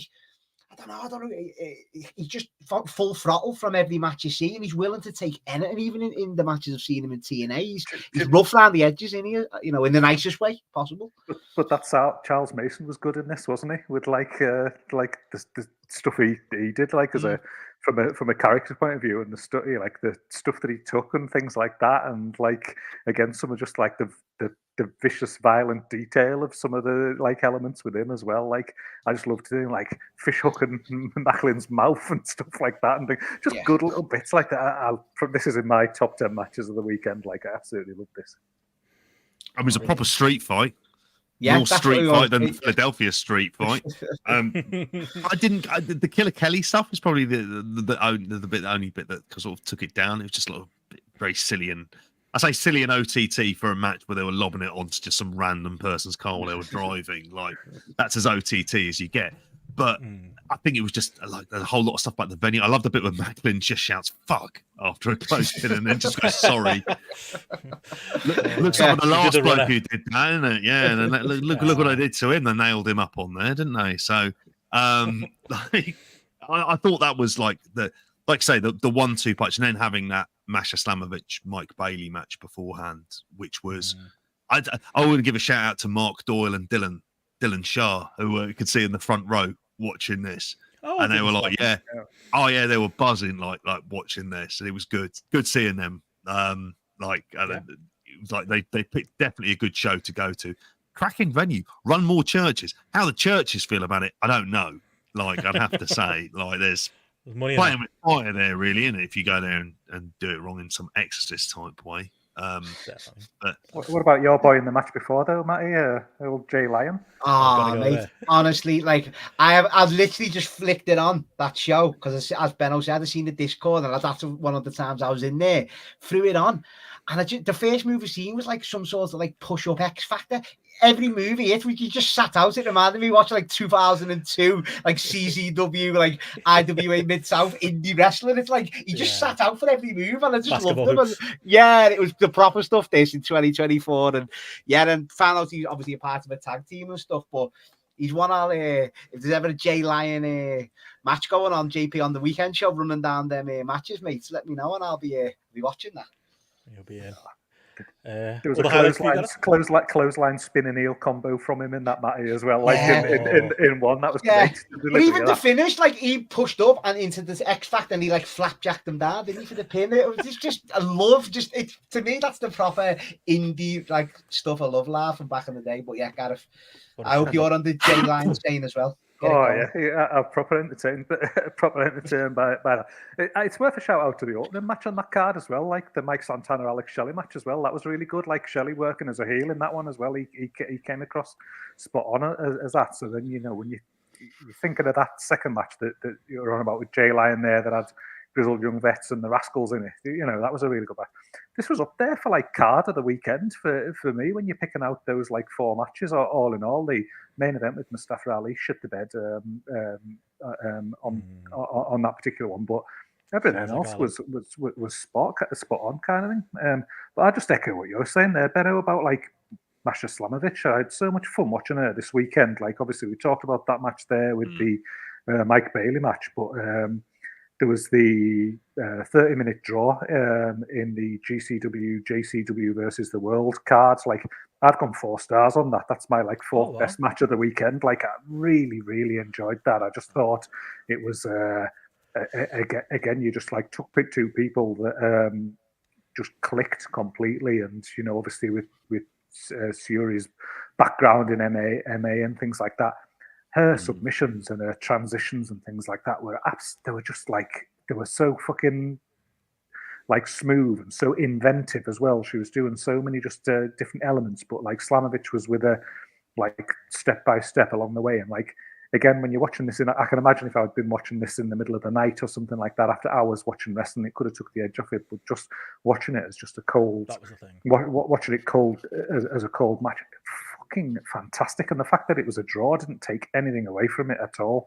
For me, it just left me just thinking like, oh, I just want to see these two just go at it even more, because they worked so well together. It's interesting that, because I rated that one. I had it like, it was basically, I was like, if I'm higher than 3.25, I'll make a note of it, and it was in my list. I think I gave it 3.5. But the problem for me was, you say that, watching it live in the early hours, half an hour draws and an uphill battle on WrestleMania weekend. But I think the way I put it on the Discord was I enjoyed the work, absolutely. But yeah, that's, maybe setting, and maybe that's an argument for watching morning after. Definitely. I mean, there was a spot in here where she had one arm half Nelsoned, and then she was barring the other arm, and then she had like the leg. She was doing like a knee bar, like the 3 body parts in one. I was just like, fucking. You almost hugged the dog at that point, Gareth. Nearly. Could have had some affection, the dog, at that point. But I think something that's worth pointing out for this match though as well is there was so many matches this weekend on WWE and on Indies where there's just shit happening in front of your eyes that there was no structure or logic to and stuff, and it's just like tit for tat. You do something, I'll do something, and this match was a bit like that, but it worked for what it was, because it was almost like this kind of like elite level hard hitting contest between two people, where it was like they had the match of each other on with so many different things that it was almost logical that you didn't almost like have a long sort of beat down section of somebody else. They were both able to just come back and forward to each other, and you could just kind of get lost in it, rather than it feeling like one of the matches sometimes where it's a bit like oh, I'm a bit lost here, like shit's just happening in front of my eyes. It was excellent stuff.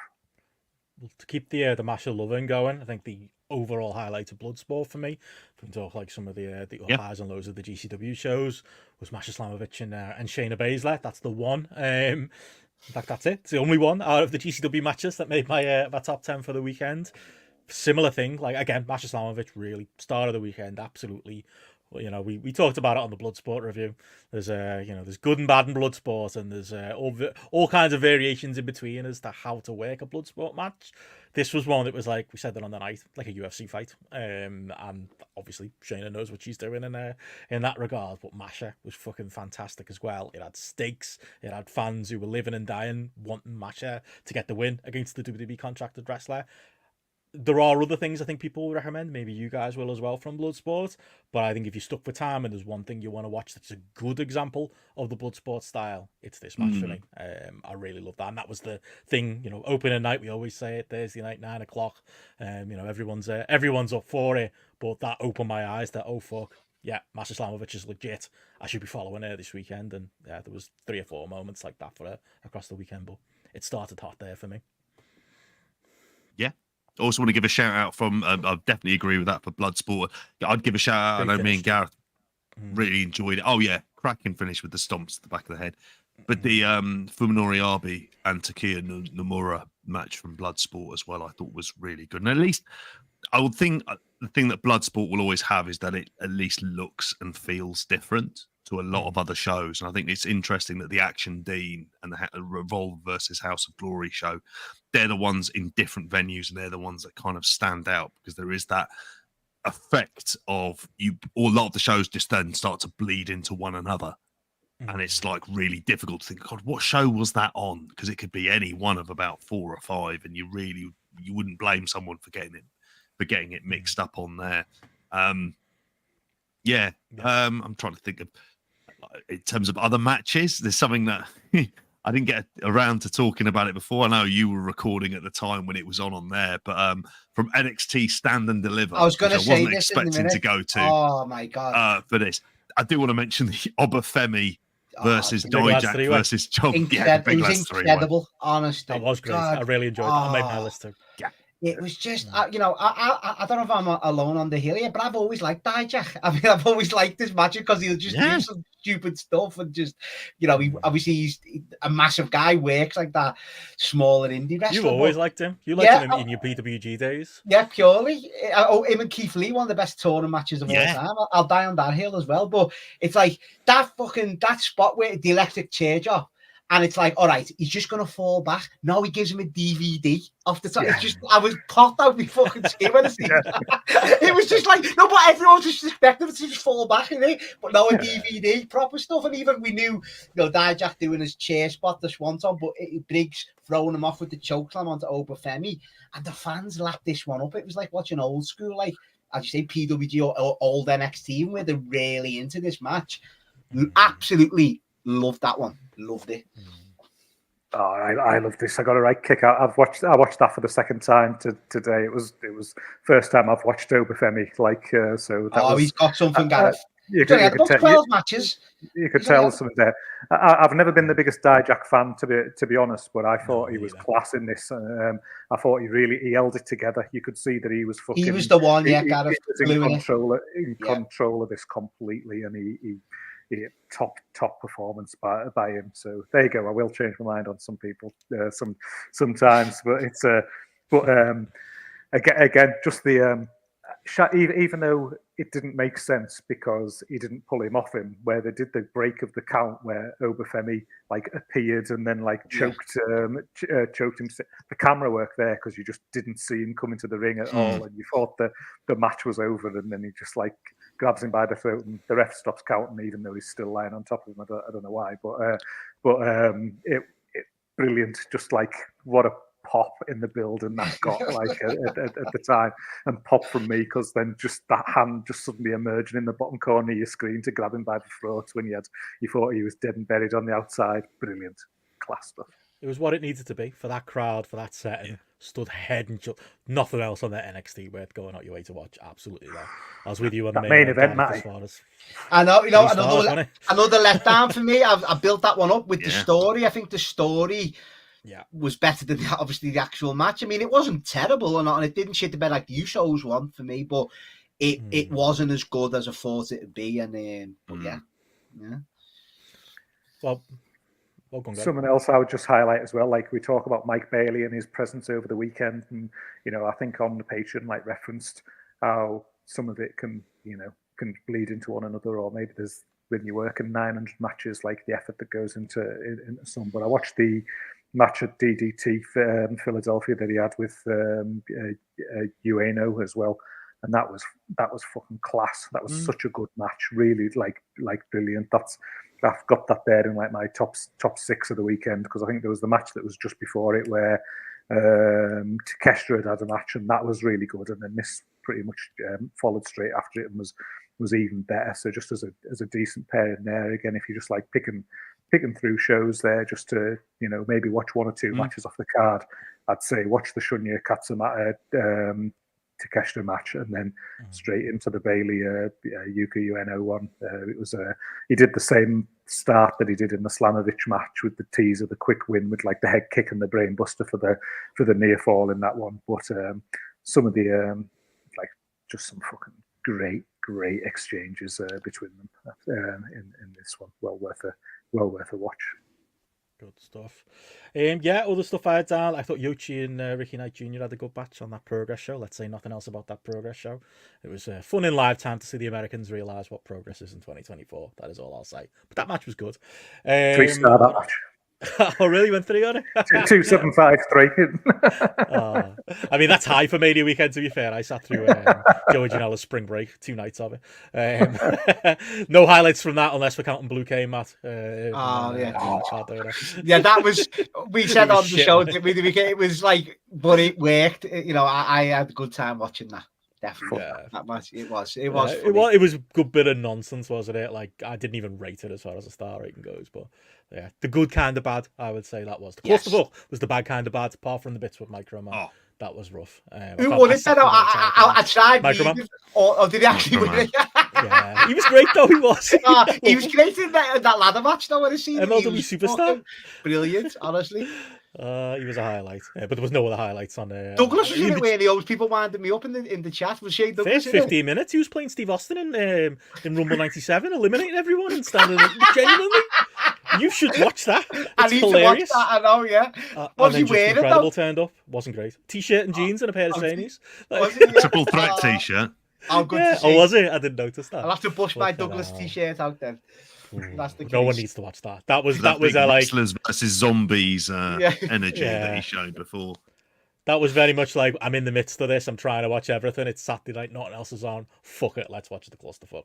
Always a bad decision. I will say, like, as far as like, I think that feels like we're talking like the League One indies, and then the Championship is kind of like NXT and ROH. We haven't talked ROH. I do think I've got for two what was down, overwhelmingly an ice cold show for me, and all of the criticism we have about ROH for me were crystallized a lot in this show, and that I just didn't feel excited to watch it. Like the pre-show was on, I was like, even though I know this is going to be bad, fuck it, I'll leave Spring Break on, because at least there's a, you know, it was like a busy crowd and a good atmosphere and whatever. I did eventually put it on, and to be fair, because the wrestlers are fucking great, there was 3 or 4 of the better matches of Mania Weekend. I'll boil it down to a couple of my favourites from it. Obviously, there's the main event, which I'm sure we'll talk about kind of regardless of anything. But I would say, like, Billy Starkz and Queen Amanita with a different finish, I'd have gone at least 4 on that. The work in that was so snug, and like, I don't know if you'll agree with me, Gareth, we haven't talked about it, but like if you were going to do that finish and you were going to do oh, she's injured, she might have to leave, the way that they got there was great, because it really felt like Queen Amanita was taking Billy Stark's head off multiple times in the match. So they justified it, but it was still shit. And it's shit every time fucking Finlay used to do it in his matches. And it's shit every time a WWE or AEW agent comes up with it. Ground the match to a halt and literally knocked half a star off for me. But the work the 2 girls put in to get to that point, Gareth, I absolutely loved. And it does deserve a mention, even if maybe it doesn't make my top matches of the weekend for that reason. Yeah, I tell you what, it's close to my top matches of the weekend. Like, say, my top 10, just again because of the work up to that point. Like, Amanita is brilliant, isn't she? She's great. She's so fucking Never good. Like, or AEW.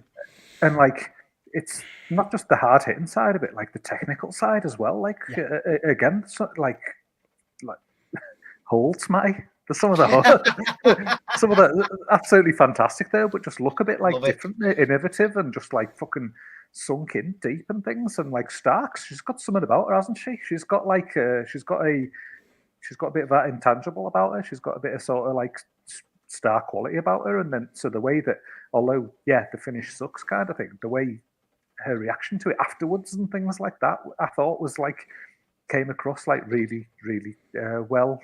But I mean, like you say, the way they built to that injury and the fact that, you know, Amanita, like it was logical that she'd have a sore neck because of what had happened to her before and things like that. It was good. And again, as much as that finish is never going to be great, you know, they probably did the best that they could have around it afterwards, the back end, just the reaction and stuff like that as well. Like brilliant. Really, really enjoyed it. Do you catch anything off ROH, JP, in the end? I had a lot of love for the opener, Kyle and Lee Johnson. I thought that was match, but same here. I thought he was good, but it was the problem is it's happening in a vacuum, and it almost summed up like sometimes when you see like it's like it's good matches, but it's Ring of Honor. So what does it really mean? Like what are they? And again, the makeup he was wearing, just come out in your wrestling gear, mate. Like honestly, this is completely daft. I did think the same thing about Billy Starkz actually. Because I thought like I looked like a star, and I just thought, oh god, just going for fucking face paint all of the time. But I thought those were good. I thought Mark Briscoe, Eddie Kingston was good. I liked that. Like for what it was, I thought it was kind of inevitable that Mark Briscoe was going to win, and I enjoyed it. And like you say, it's just, it really is. It's up there, but I wish it was like much more of a moment. I wish they'd had like in front of like a hot crowd. I even wish they'd hot shotted some AEW people into the mix, because it just sort of showed that there is very much a limitation, even with a really captive audience in Philadelphia who are going to be predisposed to liking this kind of a show. They're not even there going to turn up because, you know, the likes of Danielson was in Mexico and Moxley was in Japan. You know, it's such a strange one. It's like, I'm saying I hate watched ROH, but I had it on and I thought, yeah, this is good. I'm not excited by any of it though, but I did think like as a main event, I thought that was good. I'm slightly let down by Hikaru Shida and Athena, if I'm honest. I thought that would be the better women's match, and Starks Yeah. and Anita was the better of the two for me. I mean, I would just quickly say, like on the ROH show, like it was ice cold going in. Yes, there were empty swades in the arena, but I do think the people who were there did get going and did invest in that main event. Like I'm with you on the main event in general. I think it was even less about the bell to bell for me. That it was the pre-match stuff, it was the post-match stuff. Yeah, it was, dare I say, the overall story with a capital STOR and Y. It was just really well done from start to finish, and I just wish there was more interest in it going in. But if ROH is going to be a vanity promotion that just exists to do stuff like this, then there's worse things you can do at the time, Gareth, than to give Mark Briscoe his moment. It's my second best match of the weekend. I absolutely loved that match. I thought it was fantastic, and like again, I don't have this 20-year history with the Briscoes. That I'm definitely much newer to the Briscoes and you back in your ROH days and things like that. Do you have it to Lynyrd Skynyrd or were you a fan? Great song. Not a fan of spending a wrestler's annual budget on it. That is an issue, isn't it? Yeah. You can't go claiming budgetary issues and then you're just pissing money away on fucking songs for shits and giggles. But I was tears at the end.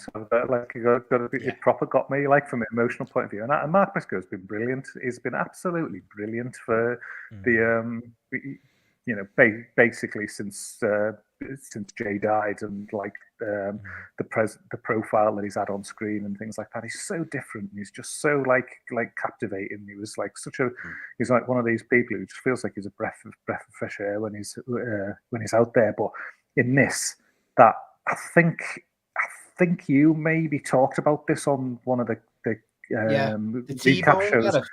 No, I was going to say the 17 count. Incredible, wasn't it? I bit on it. I was like, oh no. The crowd, the whole crowd bit on it. Yeah. And when he slipped to the floor at 17, the gasp and the groan from that crowd, because they thought that's how it was going to. I was just like, like chef's kiss spot. That genius, kind of, that's like how often do you get a spot like that for a potential count out? Never. And then totally bit on that. And then when he got the win and just the streamers at the ring immediately and all that, it just looked like a great moment. And I thought the crowd was fucking brilliant here. And I just had the feels big time at the end, and that's where when wrestling's got you emotional, it's done its job, hasn't it? What a thankless job Eddie Kingston did as well in this spot. He made that work, didn't he? Again, speaking of the lack of Bill going in, speaking of the weirdness of him dropping all these belts, and he's a babyface in there, dropping it to another babyface. Couldn't have done that job any better. It's a cracking bit of business. And I'm going to stick up for Athena against Shida as well, because that was my number 10 match of the weekend. That one, I thought that was a proper good match. I thought between them. I just felt like they had excellent chemistry between them. I thought the sort of the little story that they told leaning up into it about Athena being fearful of Shida because she'd beat her before and things, and she's been on this sort of mad run of just unbeaten run and things like that. They worked that into the match really well at the start, and for things just building through. I just thought it was excellent, but it was just the work with this one. They just clicked perfectly. Some of them kicks, some of them Germans. I think when that spot where the Athena went to powerbomb Shida, Shida rolled through, taking them to the outside, and then Athena rolled through again and powerbombed her on the floor because she'd kept hold of her throughout the spot. Just class. I just loved it as just a different standout spot, and it was just nice to see. Shida's always good, isn't she? Good stuff. I was going to say, any other highlights or maybe lowlights for you going before I go into the lowlights of that card? Can I mention me Stardom watch again? I did mention it on the on the show I done. Megan Bain and Micah was on my list. I'm a Megan Bain guy now, I think, because she looks the part, but she comes up with some great power moves. The spear she's got is brilliant, and a variation of an F5 she does as well is great. So I want to see more of Megan Bayne doing these power moves. So yeah, really was impressed by that match. So and the Michinoku driver off the second rope she took as well for and the good near fall was great. Gareth, have you watched that match, Gareth? No, I've not watched that one. No, I'll give that up. I heard you talking about watched that before you. Wow. Wow. You'll like that. I'll say I watched the ETU show. That was like a Dragon Gate kind of show that was on IWTV. Watched that. Alan Farrell was raving about it.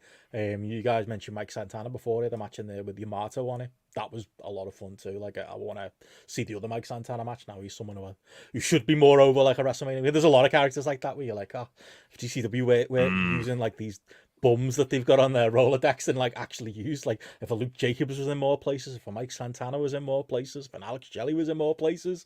Grizzly Young Veterans, I think I only saw them on the House of Glory show, and they were back for Rev Pro, weren't they, on the Sunday? Like, there's loads of names like that. The talent is there, I think, is what we've learnt over the weekend. If it's just putting them in the prominent positions, because highlights and lowlights outside that, I didn't hear one good thing about For the Culture. I didn't hear one good thing about Effie's big gay brunch. There's a big gaping hole there as far as like, where better things could have been taking place. My view is that I think it's just moved on from GCW, and like, whereas GCW was that alternative centerpiece to the WrestleMania weekend, like what they seem to have moved away from is just the meme side of things, which you do need. So like when I did watch like a Cardona against the Blue Pain, I got a big kick out of it. It was just like real fun to just watch that for 10 minutes because it's just different and stand out, and you're laughing, and it's just like, it's just an alternative. You're not caring about work rate and matches and things. You're just like having a laugh and just enjoying the character work and stuff. Whereas I think when I'm like looking at them GCW cards now, I'm like, where's the no legs? Where's, you know what I mean? Like, where's the Janela's going to have a 25-minute epic in his head. That's what it is. Mate, it was 55 minutes. Of that's what you know is going to happen now. He's got the work thing in his head. So my regret is not watching more of the IWTV stuff over the weekend, because it sounds like that's where a lot of our highlights are, isn't it? It's there. It's not the collective stuff. It's when we ventured out to that stuff that was going on in other stuff now, in New Jersey. It was better, way better. There's a big issue about how this is as like a wrestling festival, isn't it? And the collective shows are kind of like the best example of where the formula's gone very stale, because it's either effectively just a reshuffling of the same people onto different kind of cards. There's not near enough like kind of variety or like overt wackiness, or it's a novelty show, which is really what Spring Break, Bloodsport, you can argue, like even for the culture, like they're just kind of like designed to be like the selling point is in the title, not really so much people who are on there, but it's with some promotions who are basically, we don't run this area, so we're just going to give you a 2-hour snapshot of what we are, and you'll make of it what we will, whether it be Stardom and Tokyo Joshi Pro or a Defy and Progress. Like, at least, and I think that's it. They found themselves the formula. Here's a cheap venue. We'll make more of an effort to do it up with some banners, but really, outside of that, there's an element of like, you're just going through a formula now, lads. And the problem is the reason why people got into the collective shows is because they were thinking outside the box and they were doing different things. And you don't ever see GCW really ever do that anymore. It's like, we've got our staples. That's it. This is what we do over Mania weekend. Can I just say I was laughing off camera there because I was going through my notes, because I know we're going into the lowlights of the weekend, Benno. I've got written in capital letters just for you, mate, and I don't want to ever see him ever again, is Paul Walter Hauser. I don't want to see that guy. Oh, we haven't done the WrestleCon show. All of that. I don't want to see him. What was he doing coming into Johnny TV Doncaster matches? Haven't you seen him actually wrestling yet? Oh, yeah. He did the whole thing with Sandman coming out and stuff. Oh, you bring back horrible memories. WrestleCon was one of the worst shows of the weekend. Throw that out there. I think the only thing I was good on that was Oku and T-Town, which to that point was one of my favourite matches of the weekend. Tanaka Josh Alexander was good. Did you like that? Oh, that's good. Yeah, you watched that one back. Yeah, that was decent as well. But as a whole, that show, like, I talk about meme wrestling there, but like one of the matches there that I watched was Los Boricuas against against the full-blooded Italians, and like, that live. What was I doing with my life?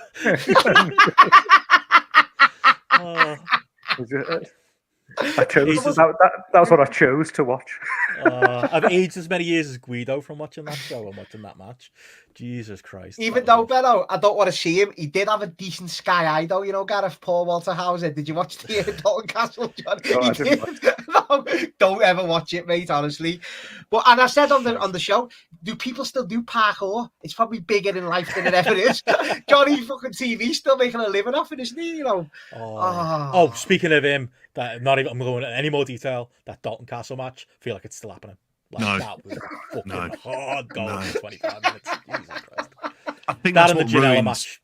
Fucking hell, yeah.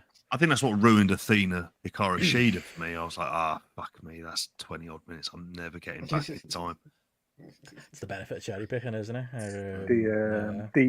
But when you talk about him, then fucking Johnny Morrison, his match with Josh Barnett as well at Bloodsport, like his effort. Oh, he was so bad in that, like Johnny Bloodsport. Fuck. Barnett deserved that, the boring cunt. I'm glad he had a bad one. He needs to stop ending those shows. He's not as big a star as he thinks he is. Introducing himself to Nick Khan. Unbelievable. Yeah, any other lowlights? The lowlights. Kenta against Gringo Loco at Defy. That was Kenta's done, and we all know that. And every time I watch a match, people think they're making an original point. I think Kenta might be washed. He's been washed for a while. And we've all got to stop getting fooled by the graphic. I feel that way in not as bad a way about Amazing Red. Like when I see him on these weekend shows now, I love Amazing Red, but I've got to stop getting tricked by that. It's like, it's Amazing Red now, and he's fine, but no. He's getting that reputation with me, and he should be in the prime of his career, but more on that another time. Yeah, that match was poor. I think the Progress main event was the Kid Lycos against Derice, where like for the world title, Kid Lycos.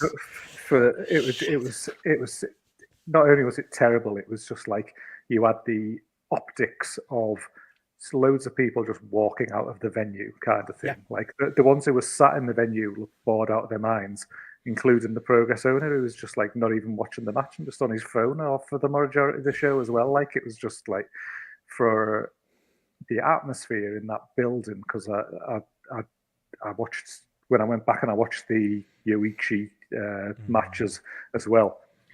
God, it was just dead. It was just like it was one of the quietest crowds of the whole weekend, and just like it just. By the time they got to that main event where you're just literally just watching people walk out of the doors at the back in the middle of the main event for the world title. Yeah. Could be worse. Could have been a CCK tag that we got from not the year 2016, but apparently from Modern Day and Defy. That was another low light of the weekend. Yeah, rough. Anything else?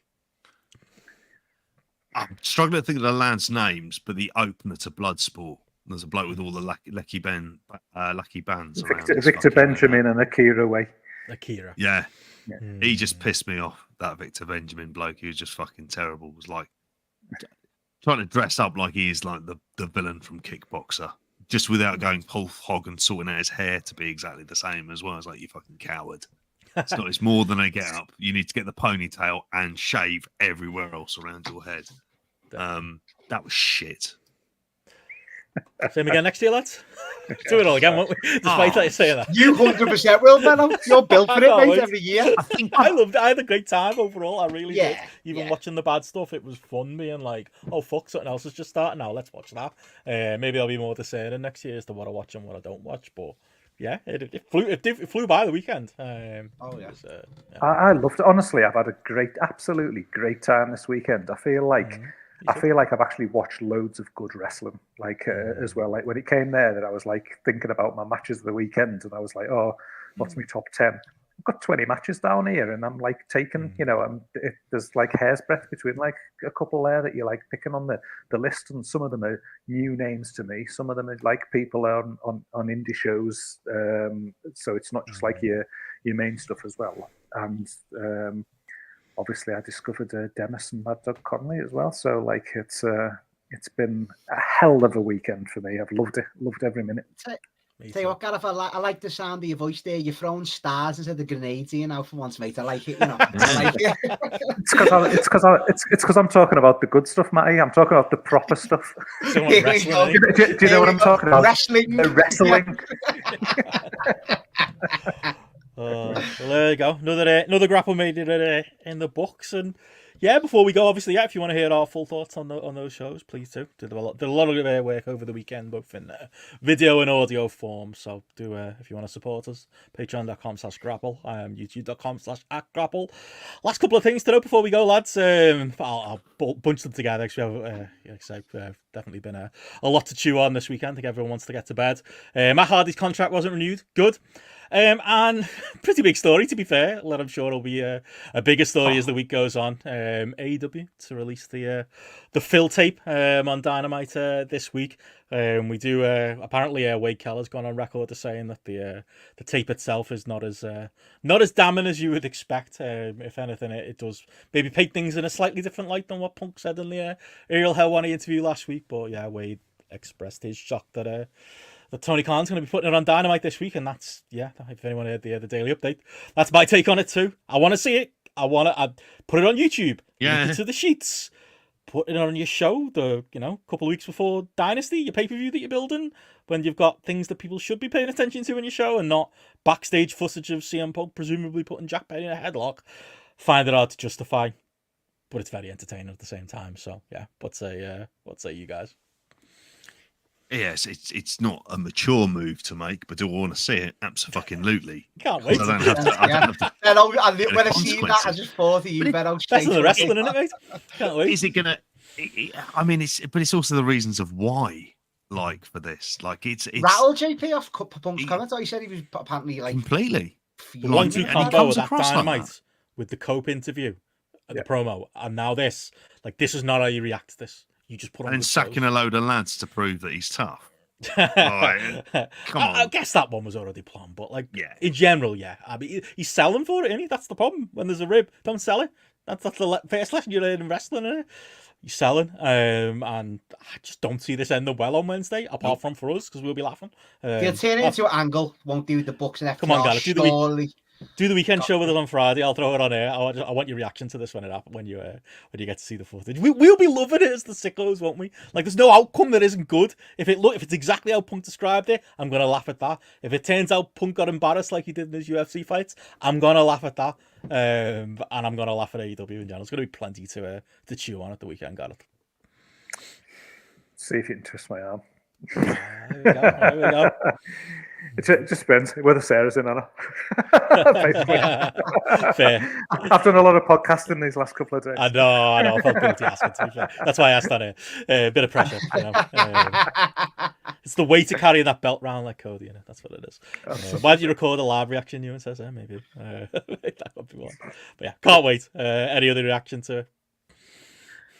Nah, you've said it all, haven't you? It's just basically,